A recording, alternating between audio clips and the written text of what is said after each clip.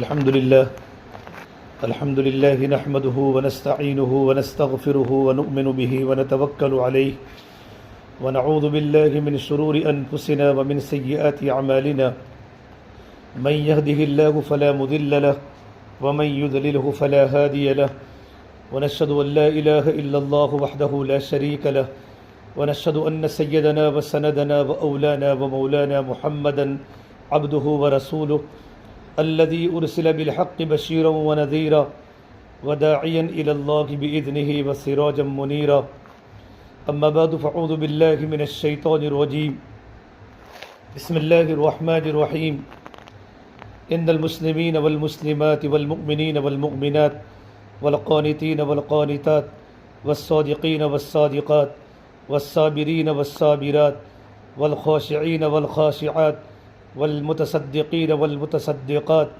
والصائمين والصائمات والحافظين فروجهم والحافظات والذاكرين الله كثيرا والذاكرات أعد الله لهم مغفرة وأجرا عظيما وما كان لمؤمن ولا مؤمنة إذا قضى الله ورسوله أمرا أن يكون لهم الخيرة من أمرهم ومن يعص الله ورسوله فقد ضل ضلالا مبينا وقال النبي صلى الله تبارك وتعالى عليه وسلم إذا سلت امرأة خمسها وصامت شهرها وحسنت فرجها وأطاعت بعلها دخلت من أي أبواب الجنة شاءت وقال النبي صلى الله تبارك وتعالى عليه وسلم الدنيا كلها متاع وخير متاع الدنيا المرأة الصالحة او کما قال النبی صلی اللہ تبارک و تعالی علیہ وسلم۔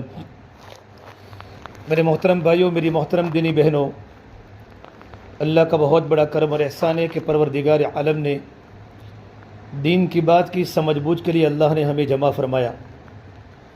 قرآن کریم میں اللہ تعالیٰ فرماتے ہیں کہ دین کی باتوں کی یاد دہانی کرایا کرو، کہ دین کی باتوں کی یاد دہانی کرانا ایمان والوں کو نفع دیتا ہے۔ وذکر فإن الذکر تنفع المؤمنین، کہ دین کی باتوں کی یاد دہانی کرانا، دین کی باتوں کا مذاکرہ کرنا، دین کی باتوں کی تذکیر کرنا ایمان والوں کو نفع دیتا ہے۔ اس آیت کے تحت میں علماء نے لکھا ہے کہ صرف منافقین کو نفع نہیں ہوتا، باقی منافقین کے علاوہ پروردگار عالم کی باتیں جن دلوں پر اترتی ہیں ان کے دلوں کو نفع ہوتا ہے، ان کی دلوں کی ضمیر بیدار ہوتی ہیں، ان کے دلوں کی ضمیر جاگتی ہیں۔ اللہ تبارک و تعالیٰ کی نگاہ میں جو چیز ہے وہ دل ہے۔ یوم لا ينفع مال ولا بنون الا من اتى اللہ بقلب سلیم۔ اللہ تعالیٰ قرآن کریم میں فرماتے ہیں کل قیامت کے دن نہ کوئی مال نفع دے گا، نہ کوئی نرینہ اولاد نفع دے گی۔ پروردگار عالم تو بندے اور بندیوں کے قلب سلیم کو دیکھیں گے، اس کا قلب سالم کیسا ہے، اس کے دل میں اللہ کا غیر نہیں، اللہ کی محبت ہے، اللہ کا یقین ہے۔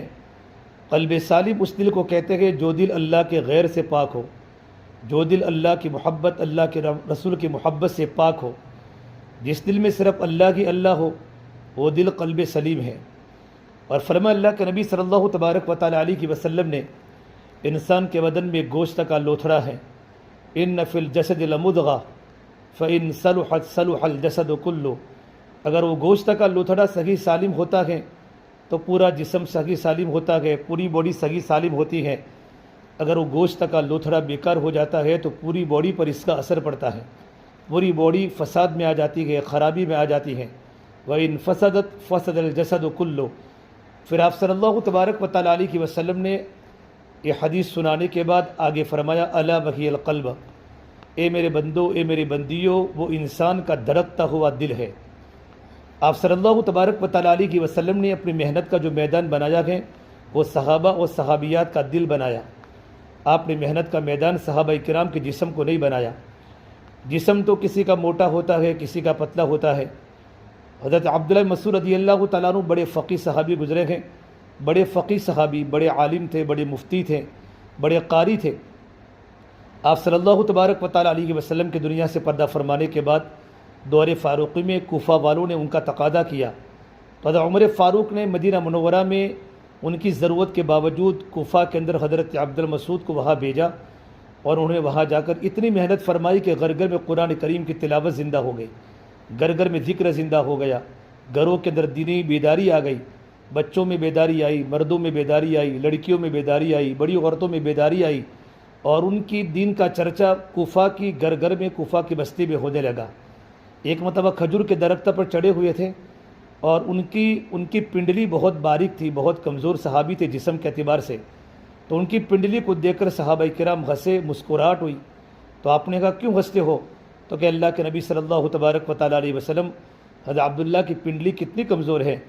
تو آپ نے فرمایا تمہاری نگاہ میں عبداللہ کی پنڈلی کمزور ہے، لیکن اللہ تبارک و تعالیٰ کی بارگاہ میں حضرت عبداللہ کی پنڈلی احد پہاڑ سے بھی زیادہ وزنی ہے، اس لیے کہ ان کے پاس علم تھا، ان کے پاس فقہ تھا، ان کی زندگی میں تقویٰ تھا، ان کا وہ ایمانی سطح تھی، وہ ایمانی لیول تھا کہ آپ صلی اللہ تبارک و تعالیٰ علیہ وسلم نے صحابہ کے سامنے ان کے مقام کو بتایا کہ ان کے جسم کو مت دیکھو، ان کے عمل کو دیکھو، ان کے پاس اللہ کا دین کتنا ہے، ان کی زندگی میں اللہ کا تعلق کتنا ہے، ان کے پاس قرآن کا علم کتنا ہے، ان کے بعد حدیث کا علم کتنا ہے، وہ قرآن کو کتنا سمجھے ہوئے ہے، اور ان سے امت کو کتنا نفع ہو رہا ہے۔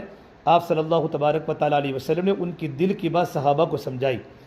تو آپ صلی اللہ تبارک و تعالیٰ علیہ وسلم نے اپنی محنت کا میدان جو ہے وہ صحابہ و صحابیات کے جسم کو نہیں بنایا، بلکہ اپنی محنت کا میدان صحابہ و صحابیات کے دل کو بنایا۔ میری بہنوں، جب دل بن جاتے ہیں تو انسان کی ساری زندگی بدل جاتی ہے۔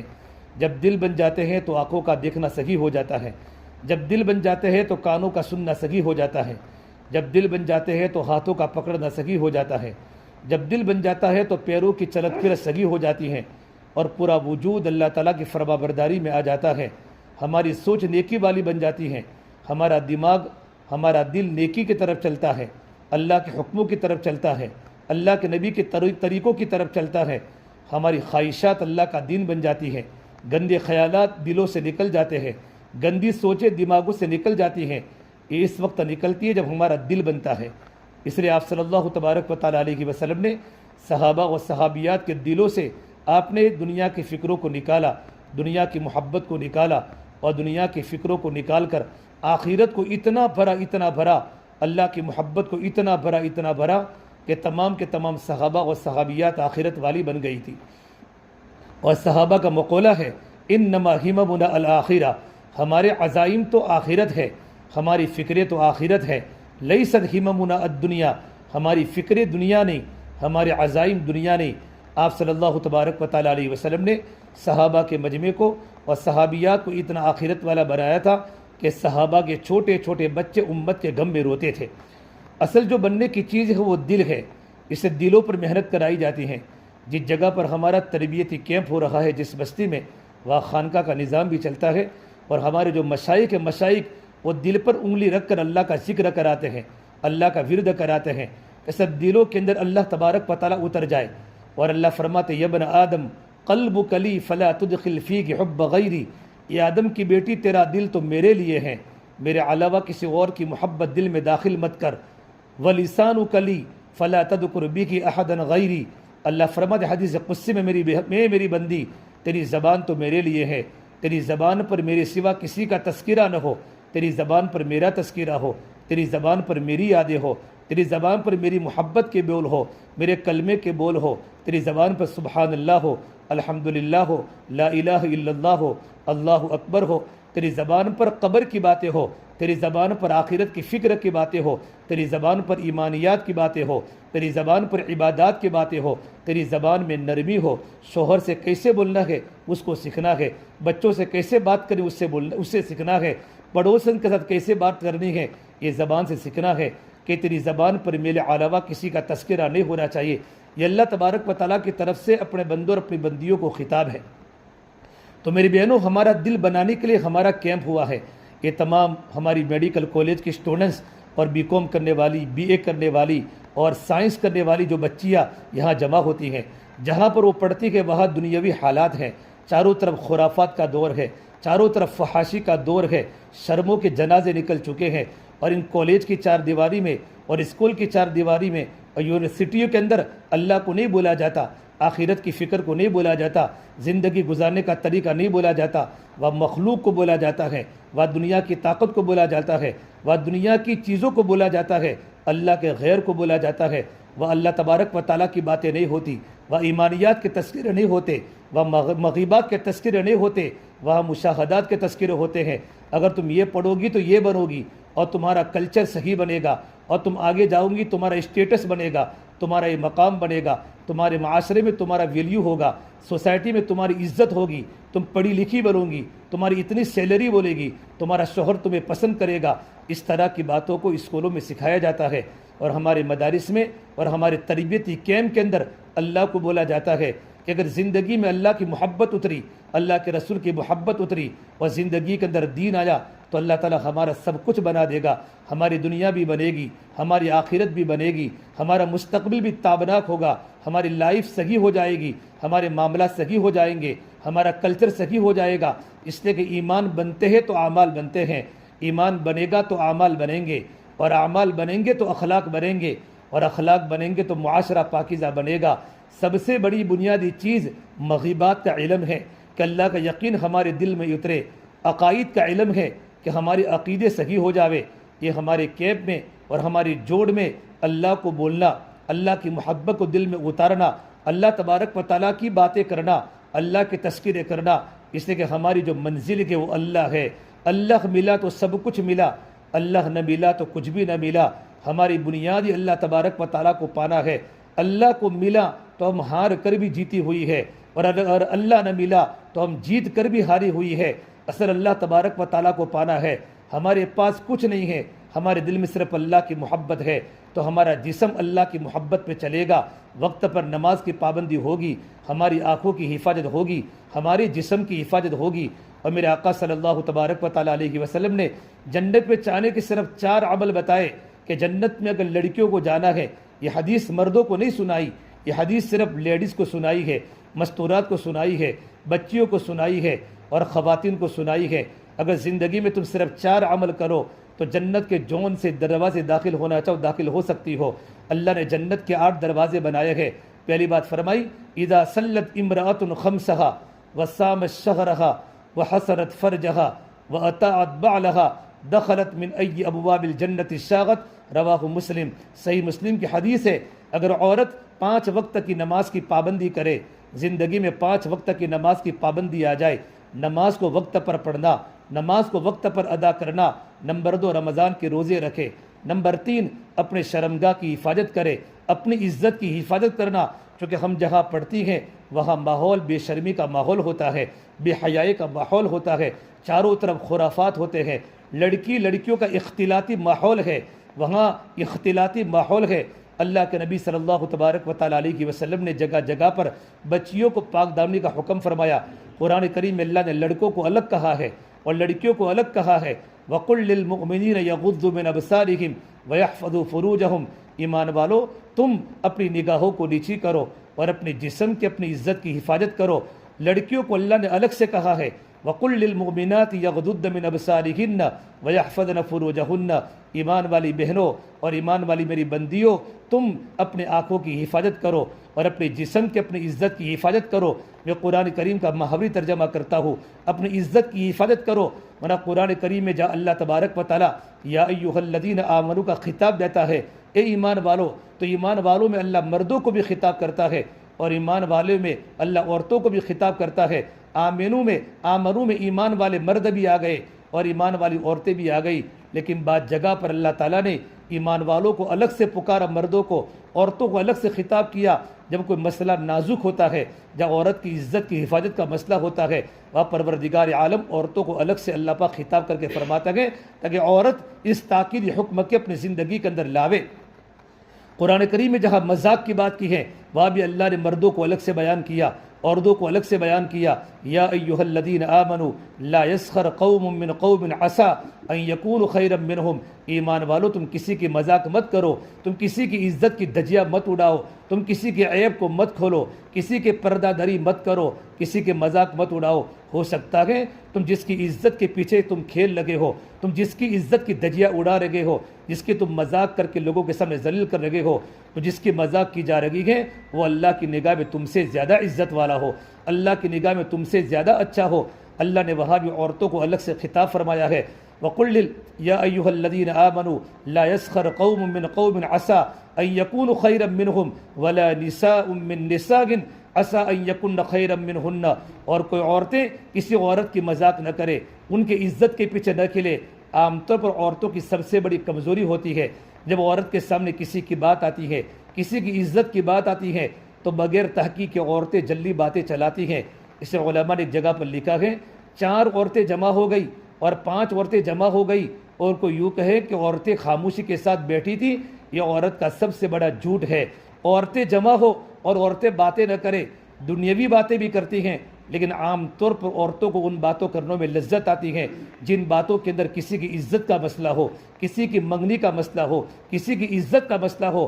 اور فرمایا اللہ کے نبی صلی اللہ تبارک و تعالیٰ علیہ وسلم نے من ستر مسلما ستر اللہ عورتہ ستر اللہ فی الدنیا والآخرہ، کسی مسلمان مرد نے اور کسی مسلمان عورت نے کسی کی عزت کی حفاظت کی، کسی کی عزت کو بچایا تو پروردگار عالم دنیا اور آخرت میں اس کے عیبوں کو چھپائے گا، اس کی عزت کو بچائے گا۔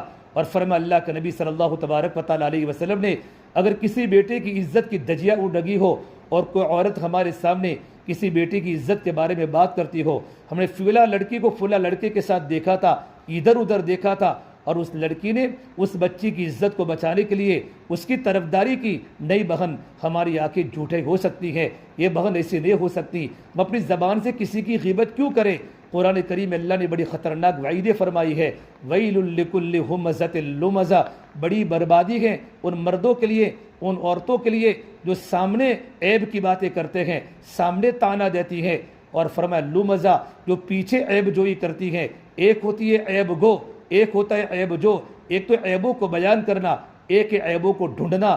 قرآن کریم اللہ تبارک و تعالیٰ نے یہاں فرمایا ویل، یہ تو بڑی بربادی ہے، اور ابن کثیر نے ویل کا ترجمہ لکھا ہے، ویل جہنم کے ایک وادی کا نام ہے جس سے روزانہ جہنم 70,000 مرتبہ اللہ سے پناہ مانگتی ہے کہ پروردگار عالم یہ خطرناک جہنم ہے، اتنا خطرناک جہنم کا ایریا ہے، جہنم کا ڈپارٹمنٹ ہے جہاں اللہ ان مردوں کو ڈالے گا، ان عورتوں کو ڈالے گا جن میں 2 خطرناک قسم کی بیماری ہو، ایک عیب گو ہو، عیبوں کو بیان کرنا، ایک عیب جو ہو، عیبوں کو تلاش کرنا۔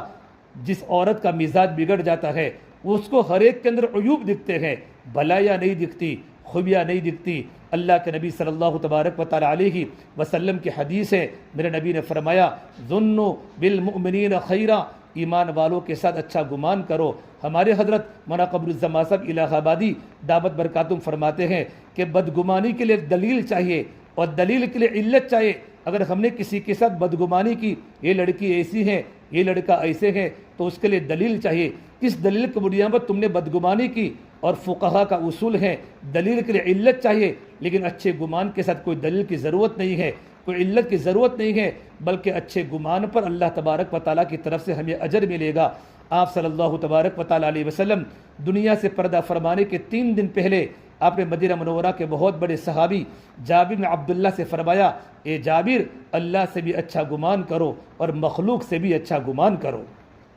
جابر زندگی میں خوشی چاہتے ہو اور زندگی کے اندر اطمینان چاہتے ہو، زندگی میں سکون چاہتے ہو تو اللہ سے کبھی بدگمان مت ہونا۔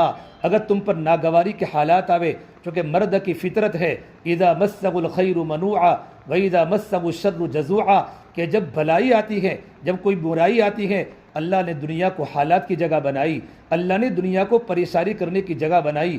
ہمارے استاد محترم کے استاد مولانا ابرار صاحب دلیوی رحمۃ اللہ علیہ، سابق شیخ الحدیث دارالعلوم فلاح دارین ترکیسر نے اپنی کتاب فیض ابرار میں جگہ پر ایک بات نقل کی ہے کہ جب اللہ تبارک و تعالیٰ نے آدم علیہ السلام کا پتلا بنایا تو آدم علیہ السلام کے پتلا بنانے کے بعد پروردگار عالم نے 40 دن اللہ نے بارش برسائی، اس میں اللہ تبارک و تعالیٰ نے 39 دن اللہ نے شر کی بارش برسائی اور 1 دن خیر کی بارش برسائی۔ اس سے علماء نے بات نکالی ہے، انسان کی زندگی 70 سالہ ہو، انسان کی زندگی 80 سالہ ہو، زندگی کا اکثر دور ناگواری میں گزرے گا، اور ناگواری جو آئے گی وہ اللہ تبارک و تعالیٰ کی طرف رجوع کرنے کے لیے آئے گی۔ میری بہنوں، میری بیٹیوں، حالات آتے ہیں تربیت کے لیے اور مدد آتی ہے تسلی کے لیے۔ خربوزہ جو ہوتا ہے بغیر گرمی کے نہیں پکتا، خربوزہ جب گرمی میں گزرتا ہے اس میں مٹھاس پیدا ہوتی ہے، جب تک گرمی نہیں پڑے گی، گرم گرم لو جب خربوزہ کو نہیں لگے گی تو خربوزہ میں مٹھاس نہیں آئے گی۔ گیہوں کے لیے سردی کا حالات ضروری ہے، جب تک کڑک کڑک سردی جب گیہوں کو نہیں لگتی تب تک گیہوں کے اندر مٹھاس پیدا نہیں ہوتی اور گیہوں صحیح نہیں ہوتے۔ کبھی کبھی زندگی میں ناگواریاں آتی ہیں، ناگواریوں سے ڈرنا نہیں چاہیے۔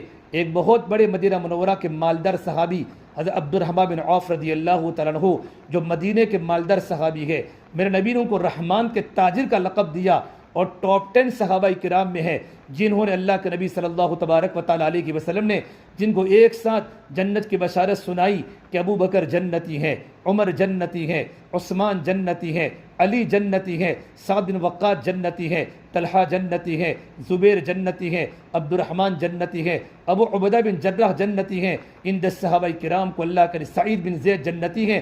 آپ نے 10 صحابہ کرام کو جنت کی بشارت ایک ساتھ بیٹھ کر سنائی۔ اس میں مدینہ منورہ کے صحابی حضرت عبد الرحمن بن عوف ہے، وہ فرماتے ہیں میں نے اپنی پوری زندگی کا نچوڑ نکالا ہے، پوری زندگی کا خلاصہ نکالا کہ خیر کا خیر بھی ہم نے ناگواریوں کو برداشت کرنے کے اندر پایا ہے۔ تو میری بہنوں میں کہہ رہا تھا، اللہ قرآن کریم میں کہہ رہا ہے وَلَا نِسَاءٌ مِّن نِسَاءٍ عَسَىٰ أَن يَكُنَّ خَيْرًا مِّنْهُنَّ، کہ کوئی عورتیں کسی عورت کی مذاق نہ کرے۔ ہو سکتا ہے جس عورت کی مذاق کی جا رہی ہے، جس عورت کو ہم ذلت کی نگاہوں سے دیکھتے ہیں، وہ عورت اللہ تعالیٰ کی بارگاہ میں ہم سے کئی گنا اچھی ہو۔ غلطی معاف ہو جاتی ہے اور غلطی کے معاف ہونے کے بعد، توبہ کرنے کے بعد اللہ کی بندیاں اتنا اللہ کا قرب ملتا ہے۔ بعض مرتبہ نیکیاں کرنے سے بھی اتنا اللہ کا قرب نہیں ملتا جتنا گناہ کرنے کے بعد توبہ کرنے سے اللہ کا قرب مل جاتا ہے۔ ایک ہوتا ہے حسن کا تکبر اور ایک ہوتا ہے مال کا تکبر اور ایک ہوتا ہے دین کا تکبر۔ علماء نے لکھا ہے کہ دین کا تکبر مال کے تکبر سے بھی زیادہ ہے، دین کا تکبر حسن کے تکبر سے بھی زیادہ ہے۔ دین کا تکبر میرے پاس اتنا نالج ہے، کبھی کبھی انسان کو ایسا غلبہ طاری ہو جاتا ہے، اپنے کو بہت کچھ سمجھتا ہے، زندگی میں عجب پیدا ہو جاتا ہے۔ میرے آقا صلی اللہ تبارک و تعالیٰ علیہ وسلم نے فرمایا، صحیح بخاری شریف جلد ثانی کی روایت، اگر دو بھیڑیوں کو اگر بکریوں کے ریوڑ میں چھوڑ دیا جاوے، بھیڑیے کی سب سے بڑی غذا، ٹائیگر کی سب سے اچھا خوراک، سب سے اچھی غذا بکریاں ہوتی ہے، اور بالکل دو بھوکے بھیڑیے کو ارسلا فی غنم، بکریوں کے ریوڑ میں چھوڑ دیا جاوے، اتنا نقصان یہ ہوگا جتنا نقصان اس مرد کا ہوگا، اس عورت کا ہوگا کہ اس کو اللہ نے کچھ علم دیا ہو، کچھ دین دیا ہو، کچھ نالج دیا ہو، میڈیکل سائنس میں بچی پڑھتی ہو، بی کام کر رہی ہو، بی اے کر رہی ہو، دنیا کا نالج ہو یا دین کا نالج ہو، اور اپنے آپ کو بڑا سمجھے میں کچھ ہوں اور دوسروں کو حقیر سمجھے، اتنا نقصان اس سے ہوگا، اتنا نقصان تو دو بھوکے بھیڑیوں کو بکریوں کے ریوڑ میں چھوڑنے سے نہیں ہوگا۔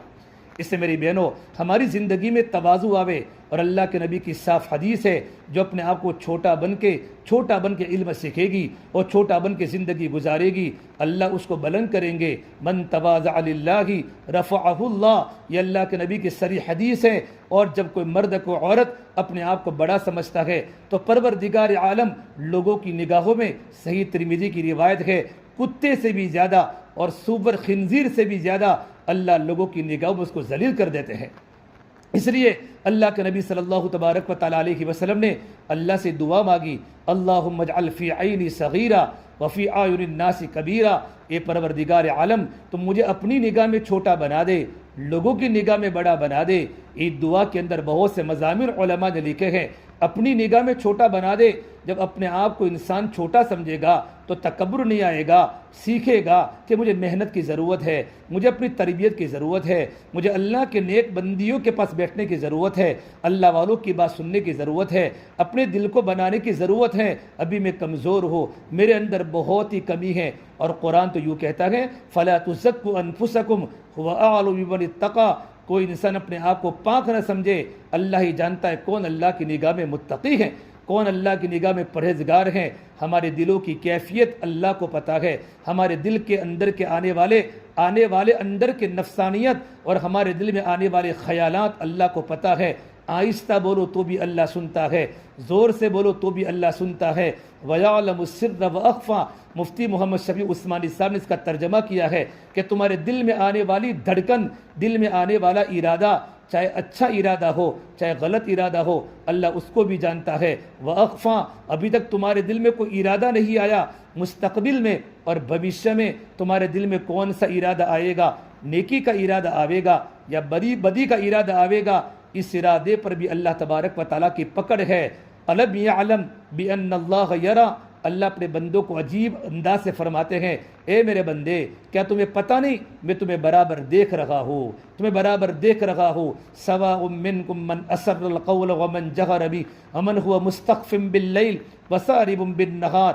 قرآن کریم کی آیت کو اگر ہم پڑھیں گے، قرآن کا مطالعہ کریں گے، 24 گھنٹے کی زندگی ہماری اللہ کی نگرانی میں ہے۔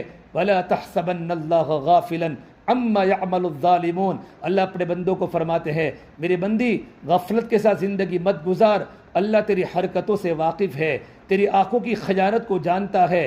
یعلم خائنۃ الاعین وما تخفی الصدور، تیری آنکھیں کہاں چمکتی ہیں، تیری آنکھیں کن چیزوں کو دیکھتی ہیں۔ میری بہنوں، جب ایمان کمزور ہو جاتا ہے تو بدن کے سارے اعضاء قابو کھو بیٹھتے ہیں، ایمان کھوکھلا ہو جاتا ہے تو دیکھنا بدل جاتا ہے، بولنا بدل جاتا ہے، پکڑنا بدل جاتا ہے، ہمارا پورا بدن کا وجود گناہوں کی طرف مائل ہو جاتا ہے، خواہشات کی طرف مائل ہو جاتا ہے، دل بنتا ہے، بدن کے سارے اعضاء بنتے ہیں، دل میں ایمان آتا ہے، لا الہ الا اللہ آتا ہے۔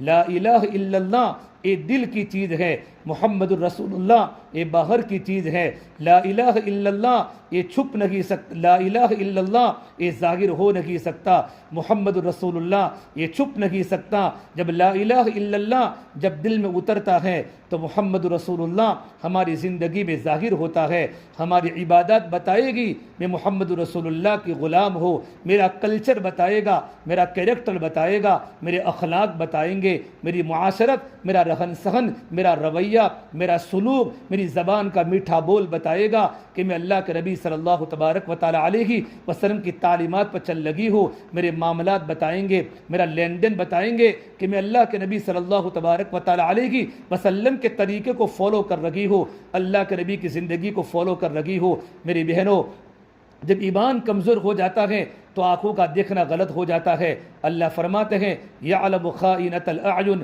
وما تخفی الصدور، پروردگار عالم تمہاری آنکھوں کی خیانت کو جانتا ہے، تمہاری آنکھیں کن چیزوں کی تصویریں تمہارے دماغ میں لے رہی ہیں۔ اللہ نے ایک آنکھ میں 13 کروڑ بلب رکھے، دوسری آنکھ میں اللہ نے 13 کروڑ بلب رکھے، ہماری 2 آنکھوں میں 26 کروڑ بلب ہے، ہماری آنکھ میں ہزاروں انسانوں کی تصویر ہے، ماں کی تصویر ہے۔ اب ماں کو یاد کرے گی دماغ سے تو ماں کی تصویر تمہارے آنکھوں میں آ جائے گی، اپنے ابا کو یاد کرے گی، ابا کی تصویر تمہارے آنکھوں میں آ جائے گی، اپنی بہن کو یاد کرے گی، بہن کی تصویر تمہاری آنکھوں میں آ جائے گی، اپنی بھائی کو یاد کرے گی، بھائی کی تصویر اب کی آنکھوں میں آ جائے گی۔ ہماری آنکھ نے کتنوں کے فوٹو لیے ہیں، میرا اللہ کتنی بڑی نعمت ہم کو دی ہے۔ اللہ اگر 26 کروڑ بلب میں سے 4-5 بلب اللہ بجھا دے، ہمیں دکھے تو صحیح لیکن سارا سفید دکھے، ریڈ بھی سفید دکھے، بلیک بھی سفید دکھے، یلو بھی سفید دکھے، پنک بھی سفید دکھے، ساری جہاں ہمیں سفید دکھے۔ کبھی اللہ نے ہماری آنکھوں کا بل مانگا؟ ایک ہی بل مانگا ہے، یا ابن آدم جعلت لک العینین وجعلت لها غطاء فانظر بعینہ ما احللتہ، یا آدم کی بیٹی میں نے تجھے 2 آنکھیں عطا فرمائی اور آنکھوں پر پردہ عطا فرمایا، اے میری بندی اس آنکھ سے وہ چیز دیکھ جو میں نے تیرے لیے حلال کیا ہے۔ میری بہنوں، یہ آنکھوں کا بل ہے، حلال چیزوں کو دیکھنا ہے، اپنے شوہر کو محبت سے دیکھنا۔ میرے نبی نے فرمایا جب بیوی اپنے شوہر کو دیکھ کر مسکراتی ہے اور شوہر بیوی کو دیکھ کر مسکراتا ہے تو پروردگار عالم دونوں کو دیکھ کر مسکراتے ہیں۔ کتنی بڑی حدیث ہے، اپنے ماں باپ کو محبت کی نگاہوں سے دیکھنا مقبول حج اور عمرے کا ثواب ملتا ہے۔ وہاں ہماری آنکھیں دیکھے، اپنے شوہر کو نکاح کے بعد دیکھنا اور اپنے ماں باپ کو روزانہ دیکھنا، جتنی مرتبہ نیت کروں گی پروردگار عالم آپ کو مقبول حج کا ثواب ملے گا۔ ہماری ہماری آنکھیں قرآن کو دیکھے تو اللہ فرماتے ہیں یعلم خائنۃ الاعین، ہم اللہ تبارک و تعالی ہمارے آنکھوں کی خیانت کو جانتا ہے۔ آنکھ نے غلط دیکھا، ہمارے دل میں جو جو فوٹو آئے، جس کو دیکھا اس کا فوٹو ہمارے دل میں آیا، اس کے خیالات ہمارے دل میں آئے، اس کی محبت غلط ہمارے دل میں آئی۔ وما تخفی الصدور، پروردگار عالم دلوں کے بیدوں کو بھی جانتا ہے۔ میری بہنوں، یہ ہمارا تربیتی جو کیمپ ہو رہا ہے، تربیتی جو ہماری کانفرنس ہو رہی ہے، ان تربیتی کیمپ کے اندر اللہ کو بولنا، ایمان صرف دو چیزوں کا نام ہے، یقین اور تقوی۔ اللہ تبارک و تعالیٰ کا یقین پیدا آ جائے اور ہمارے دل میں اللہ کا ڈر پیدا ہو جائے، میرا اللہ مجھے دیکھ رہا ہے، میں اپنی جوانی غلط نہیں کر سکتی، اپنی جوانی میں پاک دامنی ضروری ہے۔ تو میرے نبی نے 4 باتیں فرمائی تھی، 5 وقت کی نماز کی پابندی کرے، رمضان کے روزے رکھے، وحسنت فرجہا، اور اپنی عزت کی حفاظت کرے، وَأَطَاعَتْ بَعْلَهَا، اور اپنے شوہر کی تابعداری کرے، دخلت من ای ابواب الجنت شاغد، جنت کے جون سے دروازے داخل ہونا چاہیں اللہ اس کو داخل کرے گا۔ اسے میری بیٹیوں، اے میری بہنوں، 4 باتوں کی پابندی ہمیں کرنی ہے، 5 وقت کی نماز کی پابندی کرنی، رمضان کا مبارک مہینے میں فرض روزے رکھنے، اور اپنی عزت کی حفاظت اس عمر میں کرنی ہے۔ یہ عمر بڑی عمر ہے، بڑی پاک دامن عورت ہے، اسے ماں باپ کے پوچھے بغیر کبھی گھر کو نہیں چھوڑنا، شادی کے بعد شوہر کے پوچھے بغیر اپنے گھر کو نہیں چھوڑنا۔ صدیقہ عائشہ رضی اللہ تعالیٰ اللہ کے نبی کی محبوبہ بیوی ہے، اتنی بڑی عالمہ، 2200 سے زیادہ حدیثوں کی عالمہ تھی، قرآن کریم کی حافظہ تھی۔ آپ صلی اللہ تبارک و تعالی علیہ وسلم کے پاس 9 سال رہی، اور 9 سال کی صحبت میں چھوٹی عمر میں اتنے بڑے علوم کا ذخیرہ جمع کیا۔ امام زہری فرماتے ہیں اگر ساری ازواج مطہرات کے علم کو جمع کیا جائے اور ماں عائشہ کے علم کو جمع کیا جائے، حضرت عائشہ کا علم بڑھ جائے گا۔ علماء کا متفقہ فیصلہ ہے، تمام صحابہ کرام کو اللہ تبارک و تعالیٰ نے آدھا علم دیا، اور آدھا علم صرف حضرت عائشہ کو دیا۔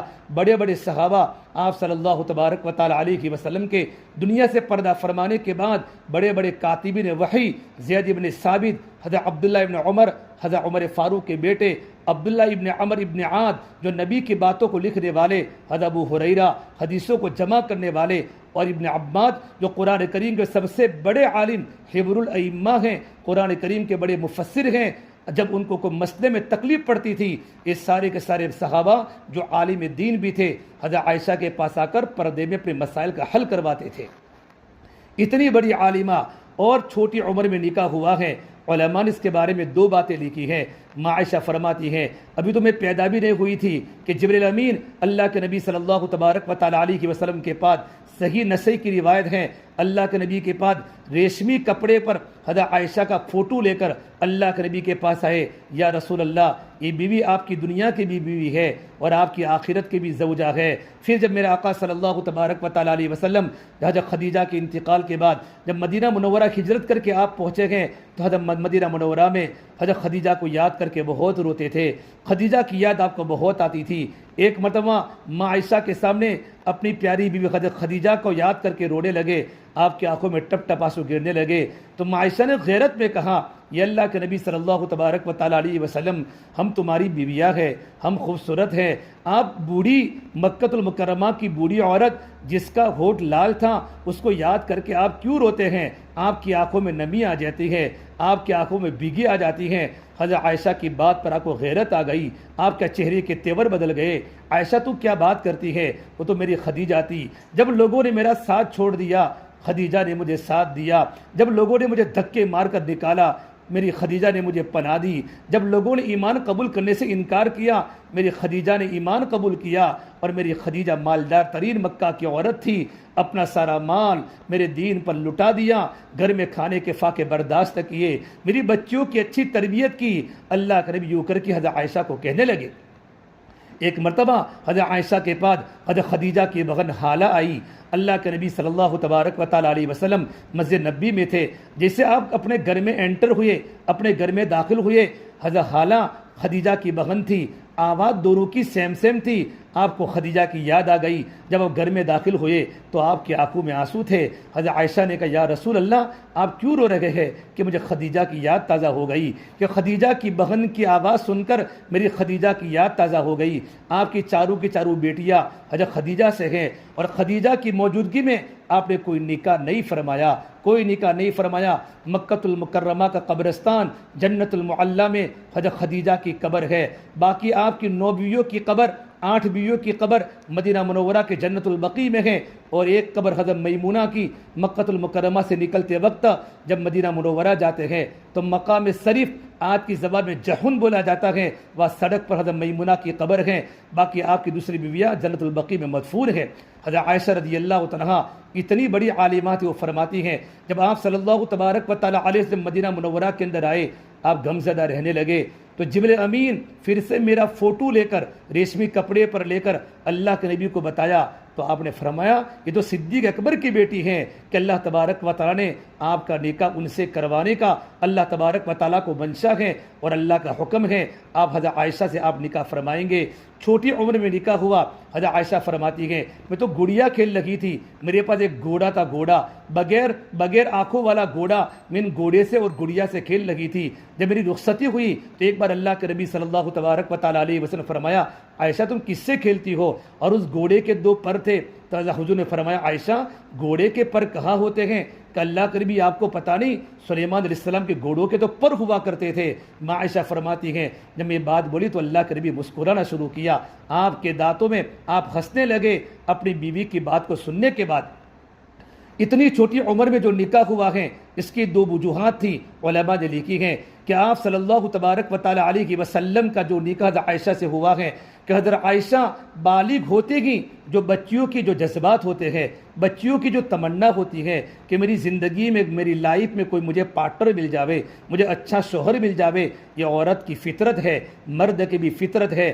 میری عائشہ کی سب سے پہلی نظر بلوغیت کے بعد اللہ کے نبی پر ہی پڑے، اللہ کے نبی پر ہی پڑے، یہ حکمت تھی کہ اتنی چھوٹی عمر میں نکاح حضرت عائشہ کا اللہ کے نبی صلی اللہ تبارک و تعالیٰ علیہ وسلم کروایا۔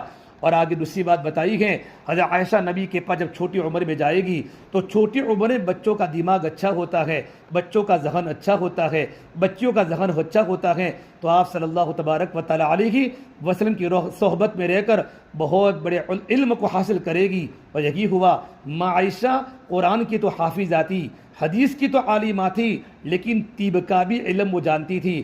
حضرت عروہ ان کے بھانجے فرماتے ہیں میں نے عائشہ کو کہا عائشہ تم کو حدیث کا علم تو بہت زیادہ ہے، اس میں کوئی تعجب کی بات نہیں ہے کہ تم اللہ کے نبی کی بیوی ہو اور صدیق اکبر کی بیٹی ہو، تم قرآن کریم کے حافظہ ہو، اس میں کوئی تعجب کی بات نہیں ہے کہ تمہاری ابا ابو بکر ہیں اور تم اللہ کے نبی صلی اللہ تبارک و تعالیٰ علیہ وسلم کی زوجہ محترمہ ہو، آپ نے میرے نبی کے پاس قرآن کریم کو سیکھا ہے، لیکن تم کو ڈاکٹری کا علم ہے، اس پر مجھے تعجب ہوتا ہے، تم گھر میں رہنے والی، پردے میں رہنے والی، تم نے میڈیکل سائنس کو کب پڑھا، تم نے طب کا علم کیسے حاصل کیا؟ تو عائشہ فرماتی، صحیح بخاری کی روایت ہے کہ جب میرے آقا صلی اللہ تبارک و تعالیٰ علیہ وسلم جب بیمار ہوئے تو عرب اور عجم سے لوگ میرے نبی کی ملاقات میں آتے تھے اور آپ کو جڑی بوٹی کا علاج بتاتے تھے، آپ اگر یہ کھاؤں گے تو آپ کے سر کا درد ختم ہو جائے گا۔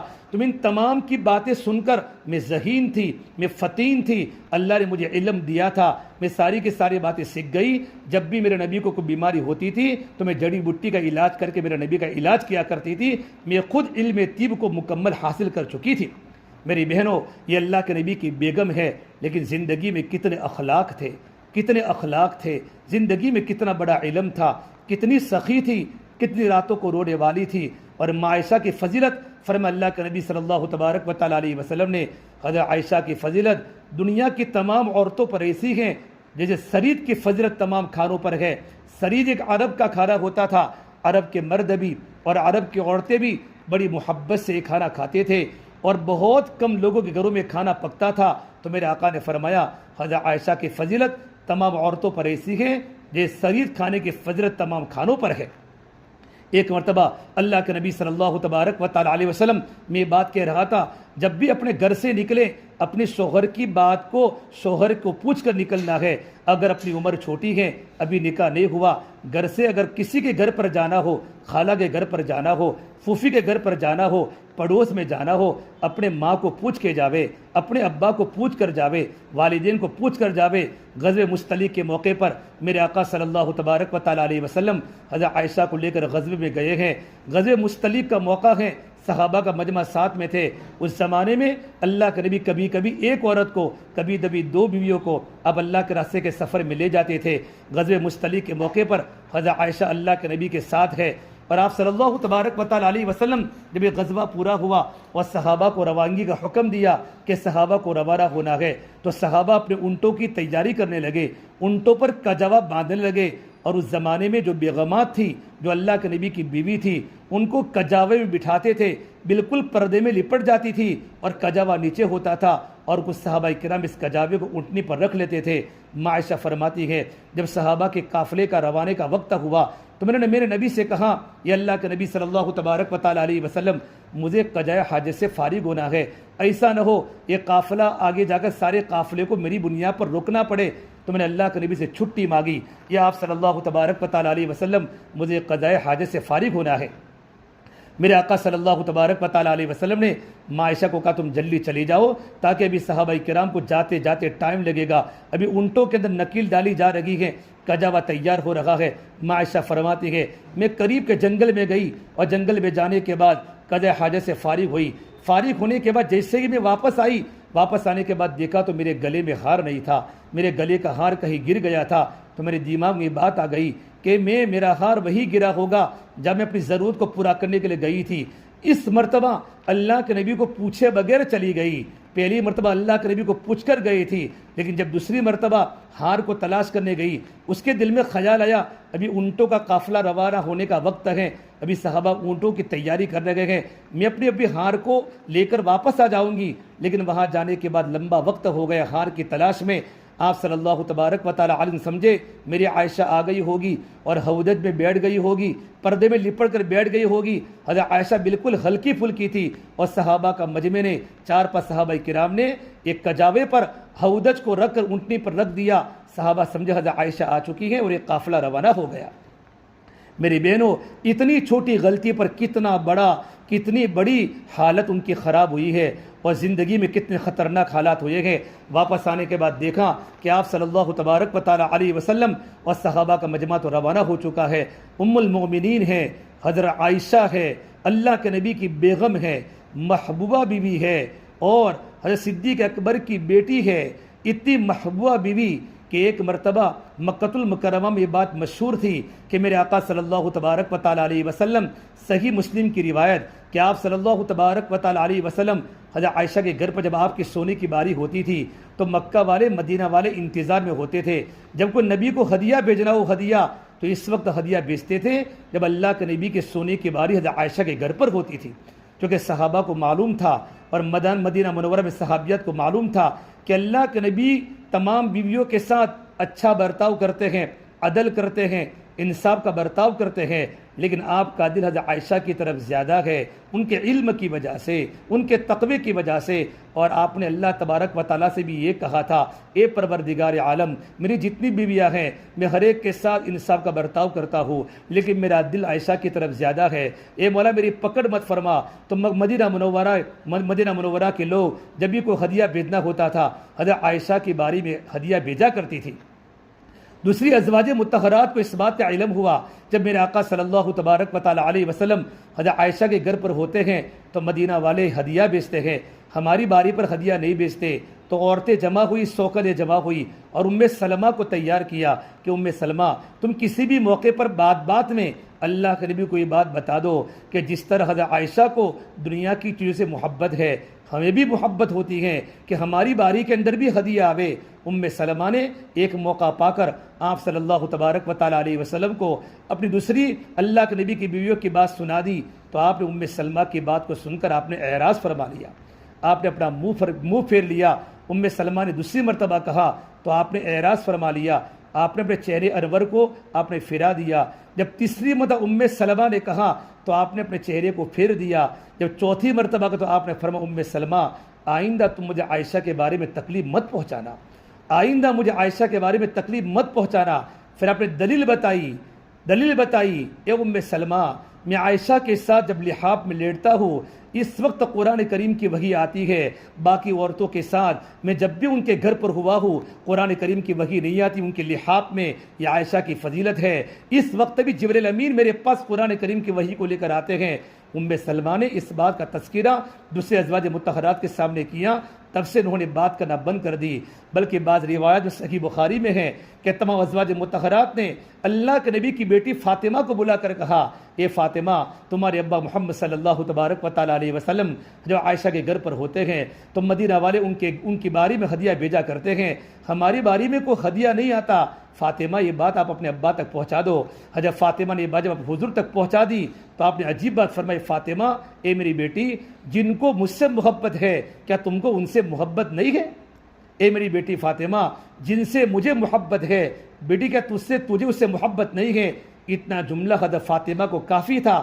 حضرت فاطمہ سمجھ گئی اور جب فاطمہ نے دوسری ازواج مطہرہ کو جا کر فرمایا آئندہ مجھے ایسی بات میرے سامنے کبھی مت کرنا، میں میرے نبی کو کہہ نہیں سکتی میرے ابا کو کہ میرے ابا کے دل میں جب عائشہ کی محبت زیادہ ہے تو میرے دل میں بھی عائشہ کی محبت زیادہ ہے۔ اتنی بڑی محبوبہ بیوی غزوہ مستلق کے موقع پر جب آپ صلی اللہ تبارک و تعالیٰ علیہ وسلم کا قافلہ روانہ ہو چکا ہے، ماں عائشہ آئی، دیکھا کہ صحابہ جا چکے ہیں، اللہ کے نبی جا چکے ہیں، میری بیٹیوں گھر میں چھوڑتے وقت گھر سے ایجاد کے بغیر نکلنا کتنا بڑا نقصان ہوتا ہے۔ یہ واقعہ امت کے لیے بڑی عبرت ہے۔ قرآن کریم کے 18 پارے میں اللہ نے پوری برات کے بارے میں 17 آیت نازل فرمائی ہے۔ ماں عائشہ فرماتی ہے میں وہی سو گئی، آپ صلی اللہ تبارک و تعالیٰ علیہ وسلم، حضرت عائشہ فرماتی ہیں میں سمجھنے لگی جب میرے نبی کو پتہ چلے گا کہ میری عائشہ ہودج میں تو نہیں ہے تب اسی جگہ پر آپ کسی کو تلاش کرنے کے لیے بھیجیں گے۔ اور آپ صلی اللہ تبارک و تعالیٰ کی عادت تھی، ایک پکی عمر کے صحابی حضرت معطل جن کا نام تھا، ہشام معطل نام میرے آگے ذہن سے نکل گیا، ان صحابی کو آپ نے طے کیا تھا جب قافلہ روانہ ہو جاوے تو قافلہ کے روانہ ہونے کے بعد آپ کو اس جگہ پر جانا ہے جہاں قافلہ رکا تھا، اگر کوئی چیز گری ہو، کوئی سامان گرا ہو، ان چیزوں کو وہاں سے آپ کو لانا ہے۔ جب وہ صحابی وہاں کے صفان معطل ان کا نام تھا، جب وہ صحابی وہاں پہنچے، وہاں پہنچنے کے بعد دیکھا کہ کوئی سویا ہوا ہے، قریب جا کر دیکھا تو ام المومنین حضرت عائشہ صدیقہ رضی اللہ تعالیٰ آرام فرما ہے، پردے میں لپٹی ہوئی ہیں، تو زور سے کہا انا للہ و انا الیہ راجعون۔ عائشہ کی آنکھ کھل گئی، حضرت عائشہ نے فوراً اپنے آپ کو پردے میں لپٹ لیا اور خاموشی کے ساتھ بیٹھ گئی۔ صفان بن معطل وہ صحابی جو پکی عمر کے تھے، بڑی عمر کے صحابی تھے، اپنے اونٹ کو کہا، اونٹ کو بٹھایا، کہ عائشہ اس پر بیٹھ جاؤ، اتنی صرف بات کی اور اونٹنی کی نکیل پکڑ کر چلتے رہے کہ میں آپ کو قافلے تک پہنچا دیتا ہوں۔ جب یہ قافلہ تک حضرت اللہ کے نبی صلی اللہ تبارک و تعالیٰ علیہ وسلم جہاں قافلے کے ساتھ ٹھہرے ہوئے تھے، وہ صحابی ماں عائشہ کو لے کر وہاں پہنچے، اس قافلے میں منافقین تھے۔ ارے میری بچیوں، کتنی زندگی میں احتیاط کی ضرورت ہے، کتنی تربیت کی ضرورت ہے، یہ احتیاط کے ساتھ قدم رکھنا گھر سے باہر نکل کر۔ اور میرے نبی نے فرمایا تہمت کی جگہ سے اپنے آپ کو بچاؤ۔ ایک مرتبہ آپ صلی اللہ تبارک و تعالیٰ علیہ وسلم رمضان کے مہینے میں آپ پابندی سے عشر اخیرہ کا اعتکاف مسجد نبوی میں فرماتے تھے۔ ایک بار آپ کی بیوی صفیہ، یہ آپ کی بیوی ہے، آپ کو ملنے کے لیے مسجد میں آئی، مسجد کے قریب بالکل کمرہ تھا، رات کا وقت تھا۔ جب میرے نبی سے ملاقات کی، ملاقات کرنے کے بعد آپ صلی اللہ تبارک و تعالیٰ علیہ وسلم مسجد کے دروازے پر حضرت صفیہ کو چھوڑنے کے لیے گئے، وہ دو انصاری صحابی وہاں سے جا رہے تھے۔ ان انصاری صحابی کی نظر اللہ کے نبی پر پڑی تو آپ نے فرمایا، ان دو صحابوں کو فرمایا اے میرے صحابہ آپ کھڑے رہو، یہ جو ابھی جا رہی عورت ہے میری بیوی صفیہ ہے، یہ میری بیوی صفیہ ہے۔ صحیح مسلم کی روایت، ان دو انصاری صحابی کی آنکھوں میں آنسو آ گئے کہ یا رسول اللہ صلی اللہ علیہ وسلم کہ ہم آپ کے بارے میں بدگمانی کریں گے؟ آپ نے کہا نہیں، تم میرے بارے میں بدگمانی نہیں کرو گے، لیکن شیطان تمہارے دلوں میں خون کی طرح تمہارے رگوں میں دوڑتا ہے کہ شیطان تم کو تمہارے نبی کے بارے میں بدگمان نہ کر ڈالے۔ میرے آقا صلی اللہ تبارک و تعالیٰ علیہ وسلم نے زندگی میں کتنا احتیاط کیا ہے۔ حضرت عمر فاروق رضی اللہ تعالیٰ ایک مرتبہ گھر کے دہلیز پر بیٹھے ہوئے ہیں، گھر کے دروازے پر بیٹھے ہوئے ہیں، ایک نوجوان صحابی فرماتے ہیں میں مدینہ منورہ میں تھا، میں ان کے گھر کے آگے سے گزرا، گرمی سخت پڑ رہی تھی، لوگ پسینے سے شرابور تھے، میں نے عمر بن الخطاب کو دیکھا کہ گھر کے آگے میں بیٹھے ہوئے ہیں۔ جب میں دوبارہ واپس آیا کچھ مدت کے بعد، امیر المومنین وہی بیٹھے ہوئے تھے۔ میں کہا امیر المومنین گھر میں بیٹھو، گرمی کتنی پڑ رہی ہے، گویا کہ آسمان انگارے برسا رہا ہے، عرب کی تپتی ہوئی زمین۔ حضرت عمر نے فرمایا اصل بات یہ ہے میں اس سے باہر بیٹھا ہوا ہوں، آج میری بیٹی حفصہ، اللہ کے نبی کی بیوی، میری بیٹی حفصہ میرے گھر پر آئی ہوئی ہے اور میرے گھر پر میری بیوی موجود نہیں ہے، میں نہیں چاہتا کہ میری بیٹی گھر میں اکیلے ہو اور میں اپنی بیٹی کے ساتھ اکیلا گھر میں بیٹھوں۔ یہ صحابہ نے کتنا خیر القرون کا زمانہ، لیکن زندگی میں کتنا احتیاط، کتنا تقوی۔ عائشہ جب وہاں پہنچی ہیں، منافقین میرے نبی کے دشمن تھے، اللہ کے دشمن، نبی کے دشمن، وہ موقع کی تلاش میں تھے، صحابہ کے دشمن تھے۔ انہوں نے خبر پھیلا دی یہ لڑکی پیچھے کیوں رہ گئی، عائشہ پیچھے رہنا اس کی زندگی میں گندگی ہے اور ایک آدمی سے بچ نہیں سکی ہوگی۔ یہ جملہ کہاں اور پورے قافلے میں بات پھیلا دی۔ جب یہ قافلہ مدینہ منورہ میں پہنچا ہے، ارے میرے بہنوں، حضرت عائشہ کتنی بڑی فضیلت والی عورت جس کی موجودگی میں قرآن اتر رہا ہو، میرے نبی اس کا نکاح اللہ تبارک و تعالیٰ کے منشے سے ہوا ہو، اللہ نے نکاح کی ترغیب دی ہو، ایسی پاک دامن عورت پر تہمت لگی ہے۔ حضرت عائشہ کو پتہ نہیں، مدینے کے گھر گھر میں یہ بات چالو ہو گئی۔ جب یہ بات جب چلتی ہے نا میری بہنوں، تو اچھے لوگ بھی ان کو ساتھ دیتے ہیں، رشتہ دار بھی ساتھ دینے والے ہوتے ہیں۔ صدیق اکبر کے رشتہ دار جو غریب تھے، جن پر صدیق اکبر کا ماہانہ خرچہ پہنچتا تھا، ماہانہ ان کے گھر پر پیسے پہنچتے تھے، یہ بھی ان کی باتوں میں آ کر حضرت عائشہ کے خلاف زبان درازی کرنے لگے، بکنے لگے۔ یہ بات پورے مدینے میں پھیل گئی۔ میرے آقا صلی اللہ تبارک و تعالیٰ علیہ وسلم کو معلوم پڑا اللہ کے نبی کو نہ کھانا اچھا لگتا ہے نہ پانی اچھا لگتا ہے، آپ کے سر میں درد ہو گیا، ٹپ ٹپ آپ کے آنکھوں میں آنسو ہے۔ اتنے بڑے نبی کے گھر پر عزت کا مسئلہ آ گیا، مدینے کے گھر گھر میں باتیں چل لگی ہیں۔ جب کوئی بات چلتی ہے نا تو لوگوں کی زبانیں کھل جاتی ہیں۔ ایسے وقت میں سپورٹ کرنے والے بہت کم لوگ ہوتے ہیں۔ لیکن میری بہنوں، جب میرے آقا کو پتہ چلا، آپ کے آنکھوں میں آنسو ہے، عائشہ کو پتہ نہیں۔ ایک بار عائشہ مدینہ منورہ کی ایک صحابیہ ام مستہ کے ساتھ قضاء حاجت سے فارغ ہونے کے لیے جنگل میں گئی۔ اس وقت ام مستہ کا پاؤں زمین میں تھوڑا گرا، یعنی زمین میں چلتے چلتے کو ٹھوکر لگی۔ تو ام مستہ نے اپنے بیٹے مستہ جو صحابی رسول ہے ان کو برا بھلا کہا۔ تو عائشہ نے فرمایا ام مستہ اپنے بیٹے کی غیبت کرتی ہو، اپنے بیٹے کو برا بھلا کہتی ہو، تمہارے بیٹے صحابی رسول ہیں، بدری صحابی ہے۔ کہ عائشہ تم کو پتہ نہیں کہ کیا ہوا کہ میرا بیٹا تمہارے خلاف ایسی باتیں کر رہا ہے اور تمہارے خلاف مدینے میں ایسی باتیں چل لگی ہے۔ عائشہ فرماتی ہے میں سفر کے بعد تمہیں بیمار تھی، یہ بات کے سننے کے بعد حضرت عائشہ بیمار ہو گئی، دبلی تھی، پتلی تھی، ہلکی تھی، بڑی عالمہ تھی۔ ہلکی کا مطلب کمزور تھی، بدن میں بالکل کمزور تھی، اتنی بڑی عالمہ بیمار تھی۔ گھر میں آنے کے بعد دیکھا گھر کا پورا منظر بدلا ہوا ہے۔ اللہ کے نبی کو سلام کیا تو آپ نے سلام کا جواب تو دیا، لیکن آپ نے اعراض کر لیا، آپ نے منہ پھیل لیا۔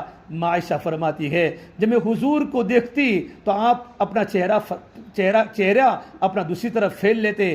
عائشہ فرماتی جب میں نیچا دیکھتی تو آپ صلی اللہ تبارک و تعالیٰ سے میری طرف دیکھتے تھے، میرا گھر کا پورا منظر بدل گیا، میرے نبی کا دیکھنا بدل گیا۔ میں سمجھ گئی میرے نبی پر اس کا بہت بڑا بوجھ ہے، آپ غمگین ہیں۔ میری بہنوں، جب بیٹی پر ایسے حالات آتے ہیں، اس وقت بیٹی کو اپنا ماں کا گھر ستاتا ہے کہ یا رسول اللہ اگر آپ کی اجازت ہو تو میں اپنے میکے میں چلی جاؤں، اپنی ماں کے گھر چلی جاؤں۔ آپ نے اشارے سے ہاں کہا، اپنے میکے میں چلی جاؤ۔ جب کسی بچی پر حالات آتے ہیں، شوہر کی طرف ظلم ہوتا ہے، ساس کی طرف ظلم ہوتا ہے اور خسر کی طرف سے اور دیور کی طرف سے جب بچی کو پریشان کیا جاتا ہے، گھر کی بہو کو ماں باپ یاد آتے ہیں اور بچی روتی ہے۔ جب آٹا گوندتی ہیں تو آٹا گوندتے گوندتے اس کے گرم گرم آنسو پانی میں مل جاتے ہیں۔ جب اللہ کے نبی کی بیوی ماں عائشہ جب اپنے میکے میں گئی ہیں اور گھر کا دروازہ کھولا ہے تو گھر کا تو عجیب ماحول تھا۔ صدیق اکبر رضی اللہ تعالیٰ عنہ بیٹھے بیٹھے قرآن پڑھ رہے ہیں اور ٹپ ٹپ آنکھوں سے آنسو گر رہے ہیں۔ ام رومان حضرت عائشہ کی والدہ گھر میں رو رہی ہے۔